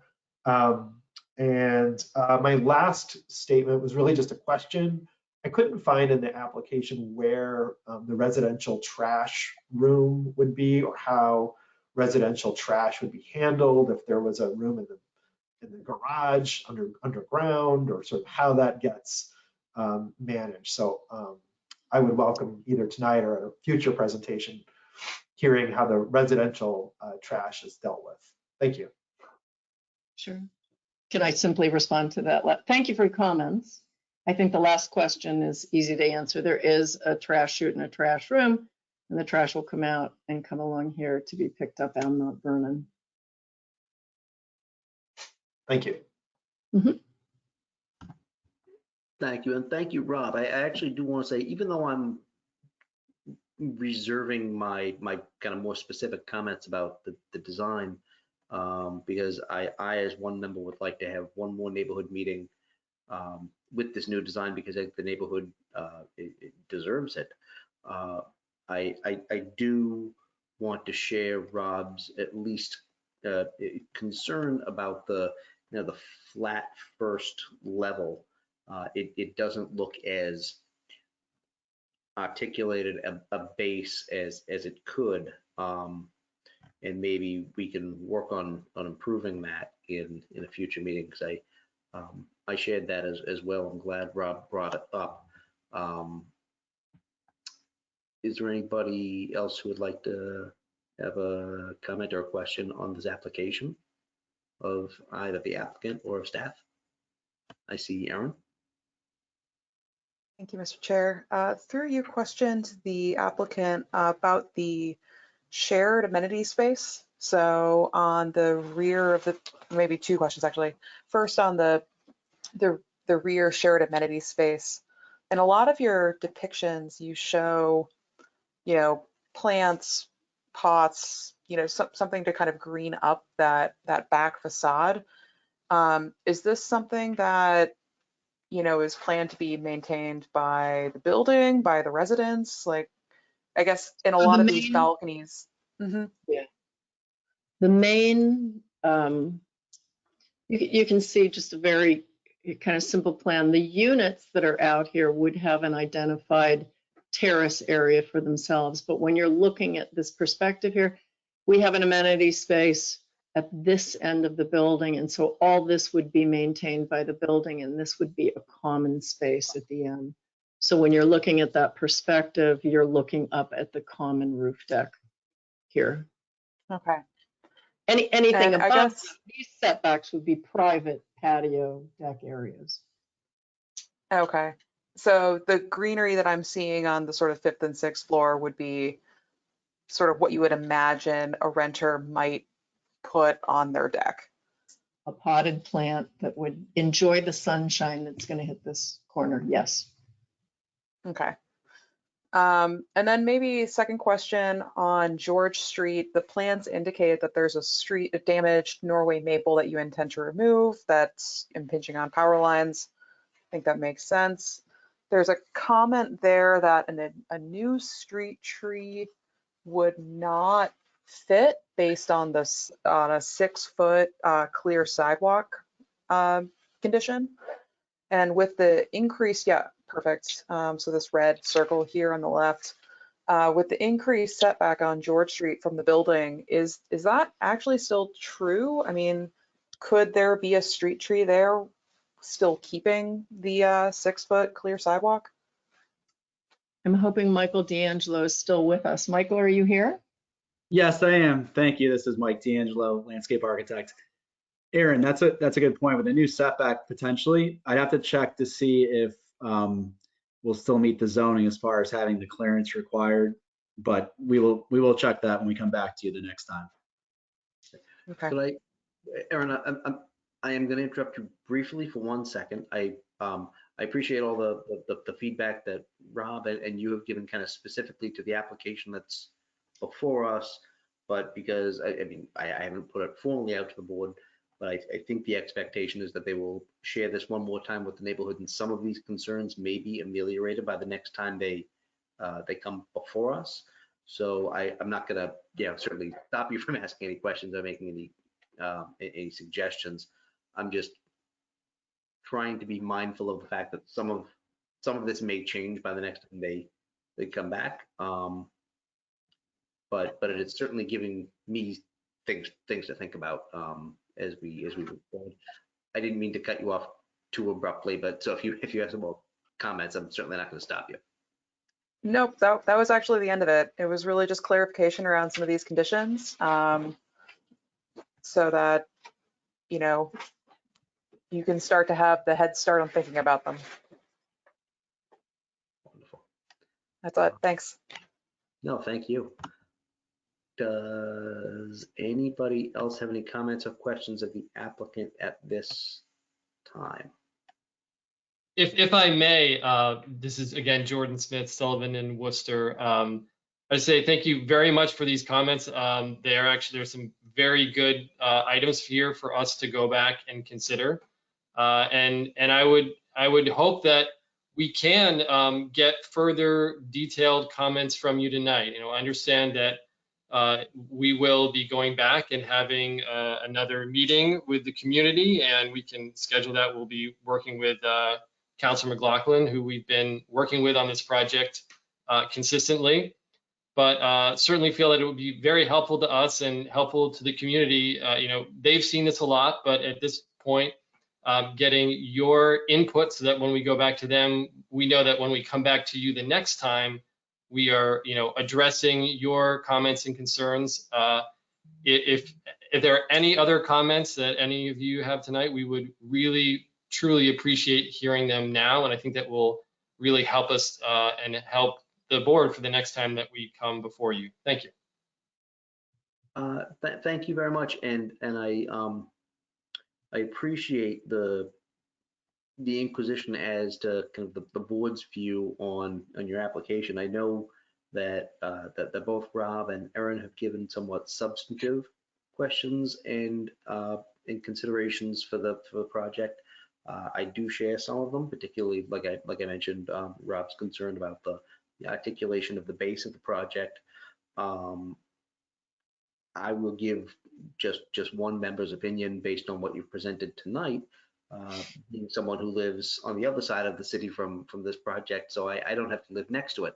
But I'm much more supportive of what you presented tonight than what for us a few weeks ago. I would encourage you to listen to what the members have already said. And I hope that the neighborhood is as supportive as I think we broadly are.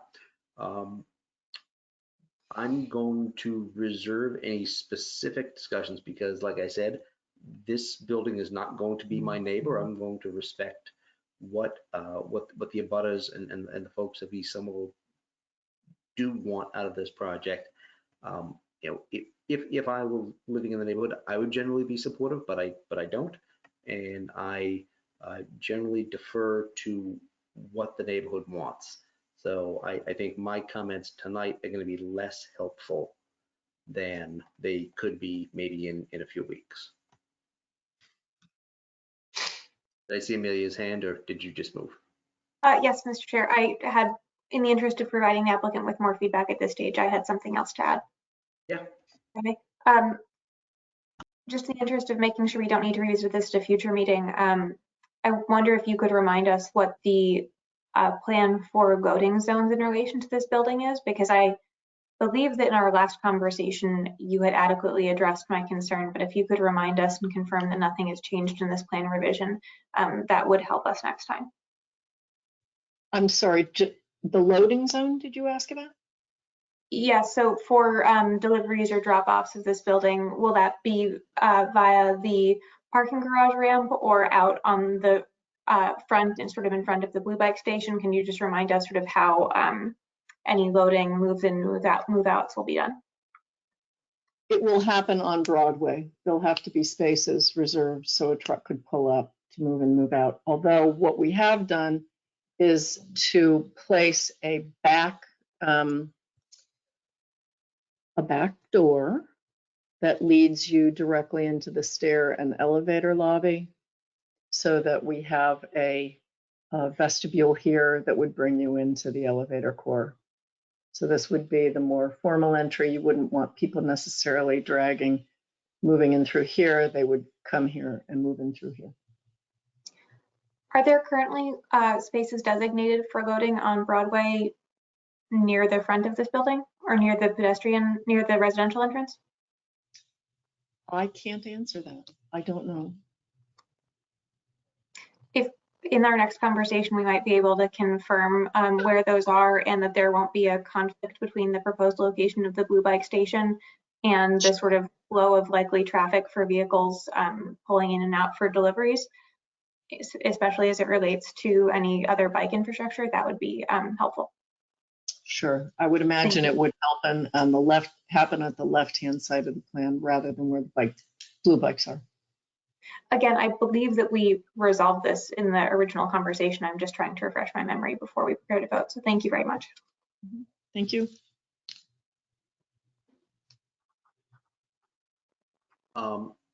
So it is my desire that the applicant go to the neighborhood and have one more meeting before they come back to us. I don't know if that view is shared by my fellow members. I'd like to not take a formal vote, but just kind of ask around if people think that would be helpful and respectful for the neighborhood, because I particularly do, but I'd like to hear your feedback. Yes, Aaron. Yes. Thank you, Mr. Chair. I can generally support that. I see that we have a couple letters in support of the application, but I share the chair's view that it's unclear whether those letters of support are for this particular massing or the previous massing. Like, what is actually the community behind and what have they seen? I would support going back to the neighborhood with, this is the building, here's what we're thinking. Thank you. John? Thank you, Mr. Chair. I also support the neighborhood meetings just because, as you've mentioned earlier, the design of the building has, in my view, changed as well, significantly enough for the neighborhood input to be necessary. Therefore, I certainly support that. Russell. Thank you, Mr. Chair. I also support this going back to the community for the reasons that the rest of the board has mentioned. I also would like to just say aloud that I support Amelia's points a moment ago about just getting it clear for us what the loading zone situation will be on the street. There are several major bus routes heading into Sullivan there. There's a bike lane, there are turning lanes. It's a complicated intersection nearby. And so having trucks that, and as ideal as we'd like it to be in engineering terms, there are always unintended conflicts in those places. I'd like it really, really clear because that would be a concern of mine for having cars backing up into the road as a result of something that I also think is a massive improvement on this proposal. Thank you. Thank you. Anybody else have any comments or questions or thoughts? So there may be some folks in the audience that wanted to address the board tonight. However, I think it will be premature to reopen public testimony at this time because the applicant is going to be going back to the neighborhood, and there may be revisions to this plan that may make some of their concerns, may ameliorate some of their concerns. I don't love going back and forth and back and forth and back and forth with information that's not complete yet, because what might come back to us in a few weeks might be different than what's here this evening. So it is not my intention to reopen public testimony this evening, but when the applicant does come back to us following a neighborhood meeting, I will certainly be hopeful that folks will provide additional testimony because I want to know where folks are at with the new design.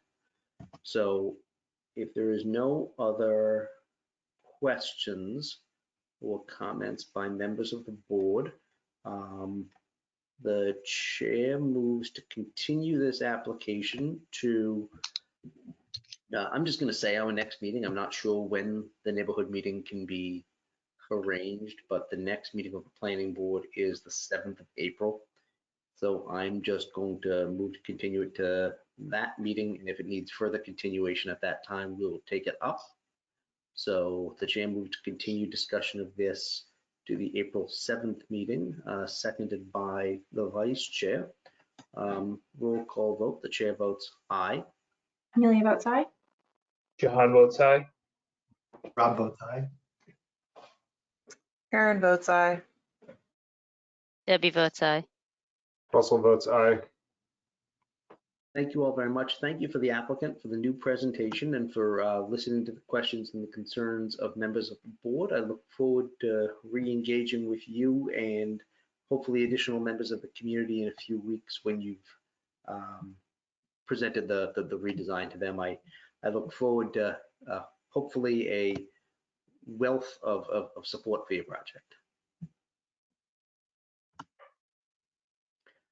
So that concludes the regular, I believe that concludes the regular agenda of the planning board outside of some additional business. I'm just going to double check the agenda to make sure I'm not missing anything.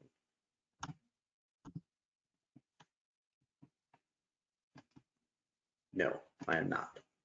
Okay, so the planning board has 2 items on its agenda that are classified as other business. One is an agenda item that was placed on the agenda per the request of Amelia. So what I would ask is if Amelia could give us a little discussion on what she would like to have the board consider, because she's talked to me about it and I'm in support, but I would like to have her address it because she's the one who wanted to put it on the agenda. Thank you so much, Mr. Chair. What I wanted to talk about was, I accessible design and what we as a board can be doing better with respect to advocating for or being cognizant of accessibility and universal design best practices in the plans that we review, particularly where those relate to the design of public spaces, whether that is in a sort of dedicated public space or a privately owned public space. I know that in the context of the city that compliance with ADA is something that falls under sort of building and ISD. And what I'm talking about here is not so much compliance, but truly about best practices in the world of design in this space. So imagine a version of the public space we recently approved in Assembly Row that had sort of a stepped or social stair as a main component of the design. That's something that would be, you know, technically ADA compliant if a ramp were provided, but might not be that welcoming or inclusive to members of our community with different levels of mobility. And I think our board, as currently comprised, brings a lot of really specific expertise in a number of different areas that are relevant to our review. And it's fantastic that we have that expertise to draw on, but to the best of my knowledge, none of us really has that background to be able to speak or guide the conversation with respect to those principles. So my hope in raising this agenda item was to make a request of planning staff that we identify whether it's an internal resource in the city or a third-party organization who is expert in this, who might be able to join some future meeting of the planning board and sort of provide some briefing for us on the types of best practices we as a reviewing body might want to have as context as we try to move forward in our, you know, advancement as a city. We adopted the Summer Vision 2040 plan not too long ago, and universal design is definitely one of the, you know, principles that was included in that. So I'm just looking out for the ways we as a board should be aspiring to improve the public realm particularly, but also potentially projects in interior spaces, and making sure that we have the appropriate knowledge to do that effectively. So I welcome feedback from my colleagues as well as from planning staff on that. It's not a topic I expect us to discuss in detail tonight, but I wanted to get the ball rolling. I would invite Sarah to address this first. I have a couple of comments, but I want Sarah to talk to us first. No, I for one appreciate you bringing this topic up. That's it is an important one. I know it is something that the PSEC team struggles with as far as when projects are put forward to them for review, and they are developing, as I understand it, a set of civic space guidelines as far as the design elements as part of that to respond to some of these issues. We can always look at it further and harder and deeper than we have been. So what I'll do is I will reach out to Louisa and see if she's willing to come and talk to the board about the direction that their division is going in regard to some of these issues from a design perspective and the actual technical aspects of universal design. The one other thing that I'll add in is we had a hole in the administration staff for a while, but now we have an ADA coordinator once again. So as projects come before us in PPZ, that the ADA coordinator is now included in our interdepartmental meetings for the initial review of projects, so that we can catch some of these issues sooner than later. Anecdotally, we actually just had 2 different projects that went in front of the UDC who were, believe it or not, egressing onto an adjacent parcel. And so there are more basic issues with some of these projects than even the universal design. So it is important that we start pushing this forward sooner than later. The final piece that I will add is we do have to be careful from the fact that this is dealt with in building code.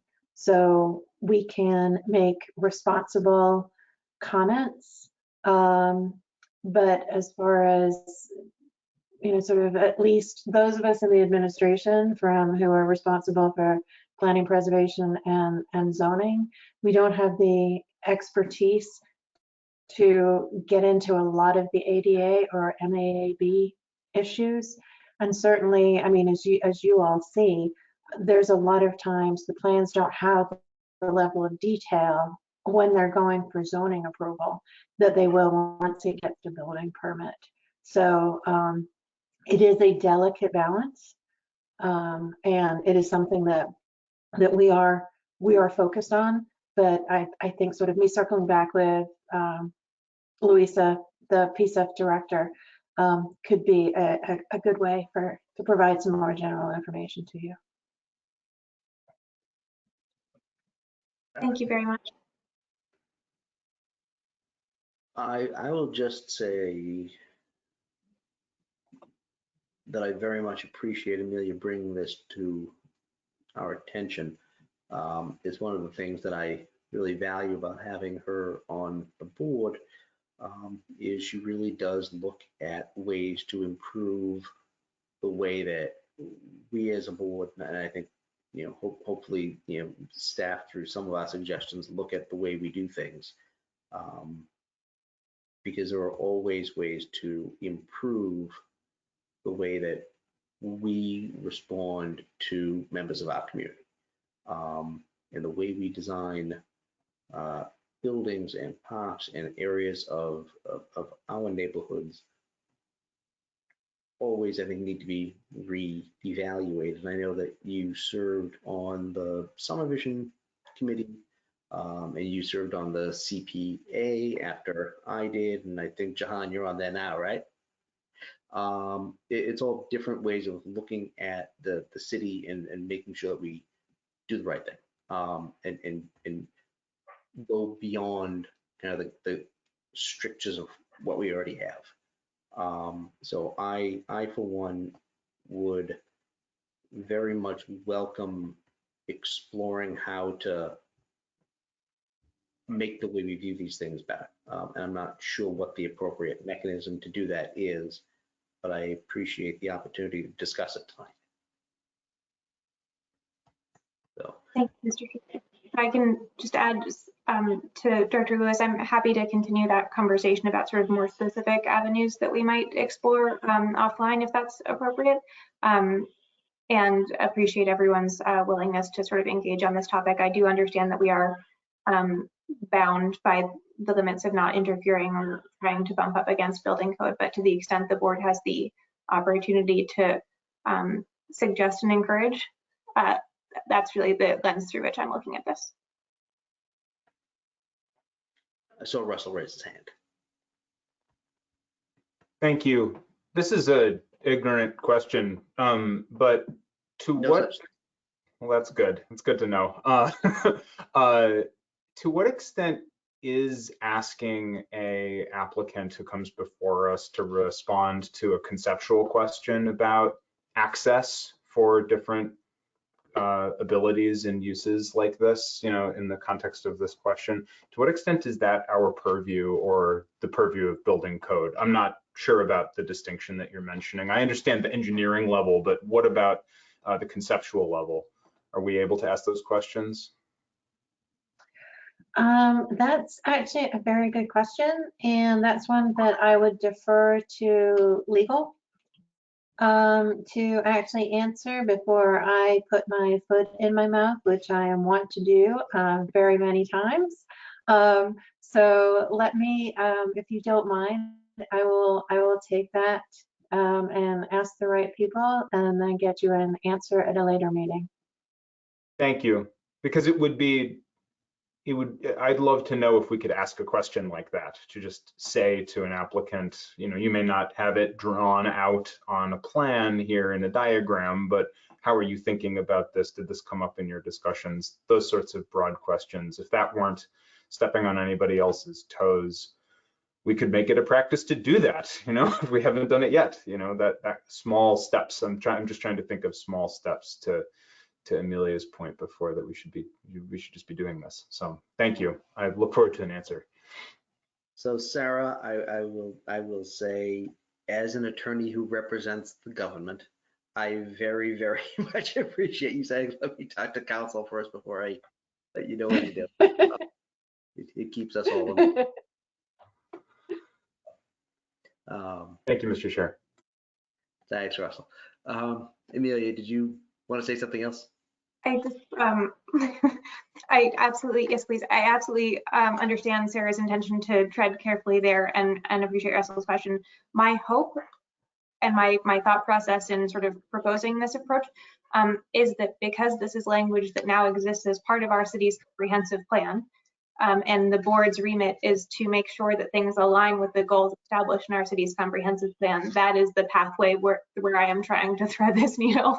That may or may not be exactly how it works, but I think there are a lot of principles like this that are aspirational in some revision, and to the extent we can try to nudge them through whatever pathways we have, I think that's how I was hoping it would go. We'll let Sarah report back on whether that's true or not. No, I would like to say thank you for that I'm going to call it an angle, but that point of perspective, because that will help me phrase the question as I talk to our legal department. So, on something that Russell happened to mention a minute ago, it's my understanding that the administration at some point is going to be going through, because I think it will be valuable for members of this board as well as generally, that the administration is looking at doing a training on the purview of the different boards and commission. Because I know that there has been some discussion on this board about things over which we do not have jurisdiction and the authority to condition. And as much as we would like to make a project precisely to our specifications, that it's not within our purview to condition or to really require an applicant to do. So I'm looking forward to having that training. I'm not sure when it's going to be, if it's formally been announced, or if it's, maybe I just announced it, or if it's happen anytime soon, but I am looking forward to that, because I think it is always good to have a refresher course on the scope of our authority and how to make our board work most efficiently to work with applicants and neighborhoods to make projects that we can legally condition, and what we should be discussing. So that was something that Russell kind of brought up peripherally, and I know that this is something that that RISA has mentioned to me. So I'm looking forward to having that scheduled, whenever it may be, when it becomes official. To the best of my knowledge, it has not been scheduled yet, but it is still on the agenda and will be soon. We'll talk about the purview of the boards and also a refresher in open meeting law rules and those sort of technical details of boardness as well. So the boardidity of it. Cool, great. So where are we leaving this agenda item, Sarah and Amelia? Is this, are we going to speak with the law department to figure out what it is that we can and cannot do, and where we can give guidance and where we cannot? I would like to leave it on the table, if that's the right technical term, and I will check with legal as to what our purview is on these particular issues, and also circle back with PSUF. and start talking about some of those issues as to what we can fold in from a, talk about some of the design direction. I don't want this to be a discussion that doesn't lead to a follow-up or a next step, irrespective of what that might be. So thank you. Does anybody else have any discussion on this agenda item? Okay. Mr. Chair. Oh, awesome. One more. Could we just, in order to your last point about making sure we're staying on it, can we add a circle back to some future agenda, if not the next meeting, but if, a few meetings from now, just to make sure we talk about it again and have it on there so we don't forget? Because I know I have notes in my notebook I forget about periodically, even though I don't want to. Mr. Chair, if you don't mind, I'm actually on conference next week, so the next meeting is going to be a tough one to get you responses by. But if we say perhaps in a month, and then pick it up then, if that's amenable to the board. I think that makes sense and is in consideration and respect for your conference schedule. And to the staff as well. Thank you, Director Lewis. Whatever timeline it would be on, that would be great. Thank you. Thank you. Thanks, Sarah. This is Rice speaking. Would we like to put it for the 21st planning board meeting? Yeah, let's do that. That is the next following meeting.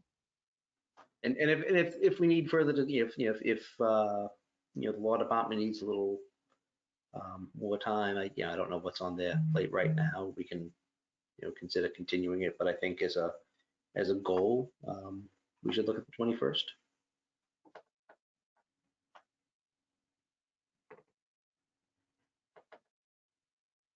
All right. Well, thank you all. Okay. So one last agenda item is the planning board does in fact elect its chairman, its vice chairman, and its clerk. So I will start by giving, so most of you know me, some of you don't, as well as others. So my background, very briefly, this is leading somewhere, is I grew up in Winter Hill. I've spent my entire life in this city with the exception of 4 years that I moved to Cambridge for college, and then I came back for law school and lived in Davis Square. And I have seen this city change from something that people were leaving to a place where people want to be. And it has been astounding for me to watch that transformation, and for the last several years be part of that transformation to the degree that I'm on this board. When my predecessor, Kevin Pryor, left the board a few years ago, I was the vice chairman, and I was elected to be the chairman of this board, and it has been the the honor of my time and my service to this community to try to make this board more accessible to members of the neighborhood, to be more responsive to the concerns of the neighborhood and different stakeholders, to make sure that we run our meetings efficiently, and that we look at ways to making sure that we do things the best we can to make this city the best we can, because I know we all live here and we all love the city, and I'm not leaving. So, the projects that I'm voting on, I'm going to be seeing when I'm 95 years old. I'm not going anywhere. So I don't look at this as in a short-term thing. I look at this in a very, very long-term thing to see what we can leave for the next generation of folks. And I know you all do too. I will say that my transition into being the chairman was a big leap, because there's a lot of responsibility kind of outside of the scenes of trying to make sure that the agenda works, that the staff and the applications were where we should be in order to have a discussion on them. I will say that Amelia has been such a helpful and informative and kind and intelligent vice chair, but also member before she was the vice chair, in giving guidance and her professional expertise in how we look at projects. Her agenda item this evening on how we make sure that we're acting in the scope of our best practices, that I wouldn't say I would be, lost without you, but you've been such a welcome addition and leader when I have not been able to be present at these meetings, and you have really guided the way that I've looked at applications. On top of the time that I've served here, you've kind of brought a different view on the way I see zoning changes, amendments, and applications.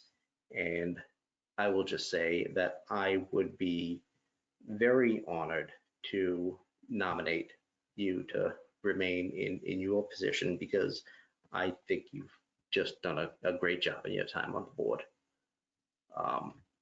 I don't know if anybody else has any comments or questions or any discussion on my nomination of Amelia to be the vice chair. Yes, Rob. Thank you. Yeah, I had, before we kind of get into nominations for various positions, I thought I'd just like to offer some perspectives on my time, on the board, and what I hope that our future, nominees and candidates for positions I'd be very interested in hearing people speak to sort of some ideas about how we can continue to collaborate and work together going forward. I think that, to the extent that, public bodies of this nature, and it's a small public body, the leadership positions, in particular when chairing a meeting, it's a dual role, and it's a challenging one, I think, to embody sometimes, because it's both having a substantive opinion in one's own vote and one's own opinion on a particular project, while also I think the chairing a meeting really necessitates creating an open space for deliberations and sort of uplifting everyone's contributions and opinions and questions and concerns. So, I guess what I'd like to hear from those who are thinking about putting their names forward for nominations is, what are their thoughts on striking the right balance between having an opinion, but also holding space for those open deliberations. And further to that point, as I'm thinking about it, one good practice I've seen in other boards and commissions is, when an individual is chairing a meeting, that they typically will hold back their personal opinion on a project or a proposal or their own concerns until other members of the board have had an opportunity to express their concerns and questions, just to kind of maintain that level of impartiality and to support kind of an open dialogue. So I would like to hear, again, sort of the nominees who are thinking about, putting their names forward. I'd like to hear that. And further, I think that, to the extent that someone's chairing a meeting and, another member has a question, I think it's important to exercise restraint as chair, to, be it interrupting someone else's question or stating, that question is not appropriate. I think the chair has a very strong responsibility to exercise some degree of restraint, because we all have one vote and we are all members of the planning board. And I think it's important that we uplift each other's questions and concerns without giving them reason to not have an open and engaging dialogue.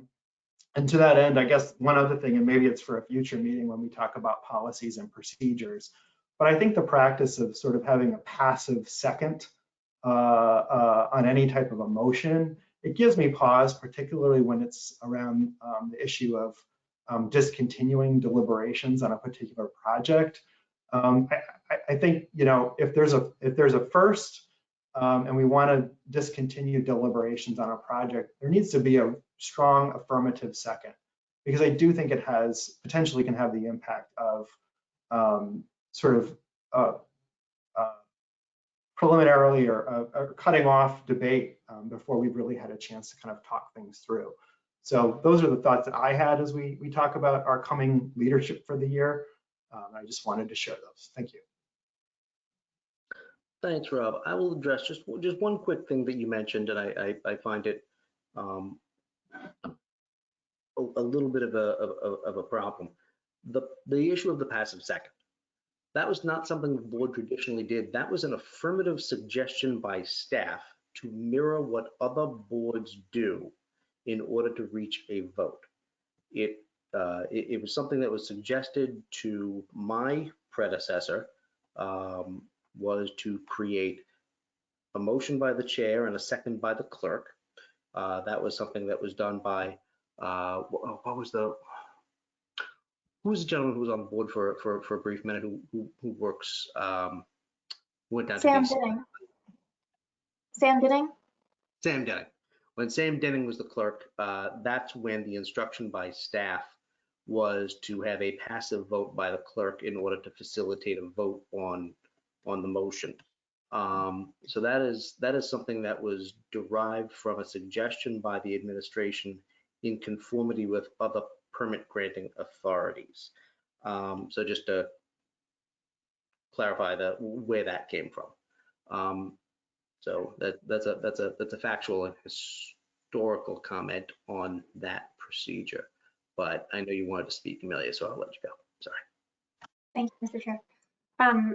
Rob, I know your invitation was sort of to follow up on people who'd like to put themselves forward, but I wanted to just echo the opportunity to, you know, speak about someone else who I think has done a fantastic job in their role. I have been floored in the meetings that I've had the opportunity to chair by the amount of groundwork that really goes into organizing and leading a meeting with a tight agenda, with complex issues, and with a lot of sort of moving parts behind the scenes. And I'm very grateful for Michael's leadership and the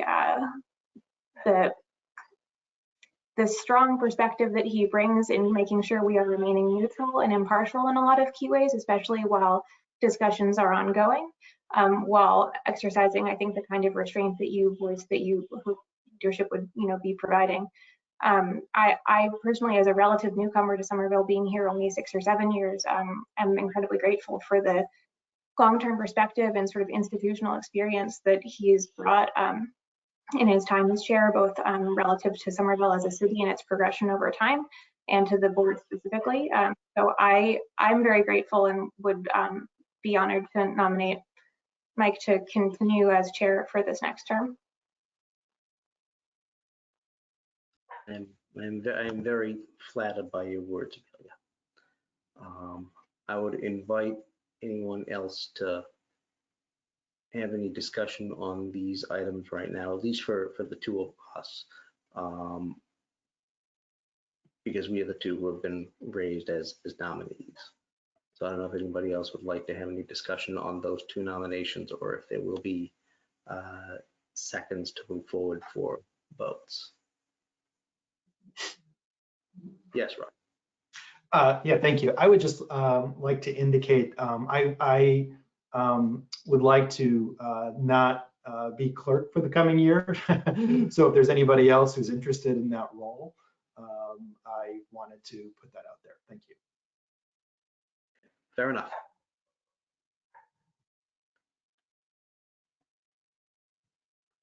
So I have moved to nominate Amelia to be the vice chair of the planning board for this coming year. Do we have a a second. In this instance, I will not do it for A non-passive second. not the non-passive second. Yeah. I got Aaron's hand first. Sorry. Sorry, John. You can cast your vote in a second. So a roll call vote to confirm Ms. Avoff as the vice chair of the planning board. The chair votes aye. I will abstain from voting on this. Jahan votes aye. Rob votes aye. Aaron votes aye. Debbie votes aye. Russell votes aye. Wonderful. Congratulations, Madam Vice Chair. Thank you very much. And I have, sorry? I missed somebody. No, I was just going to say, and I have moved to nominate Michael to continue as chair if we have a second. Seconded by Jahan, who I saw first. Sorry, Russell. It's the way it goes sometimes. You're in my bottom corner. Roll call vote. The chair will abstain. Amelia votes aye. Jahan votes aye. Rob votes no. Aaron votes aye. Debbie votes aye. Russell votes aye. Thank you all very much. I am honored to be your chair for the next year or so until we can reconvene in probably January. It has been a wonderful honor to be renominated and reconfirmed by you all.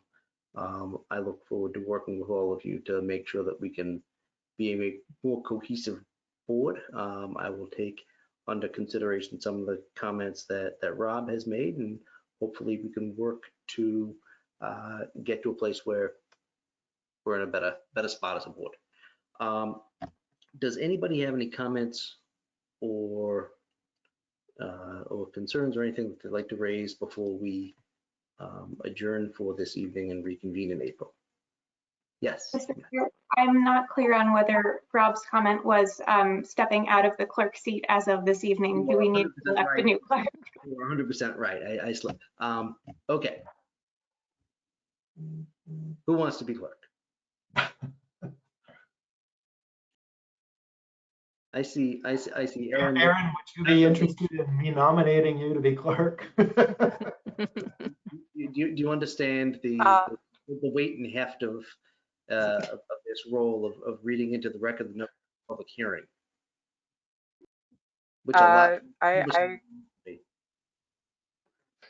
think I can accept maybe for a year the weight and heft of reading into the record the notice of public hearing.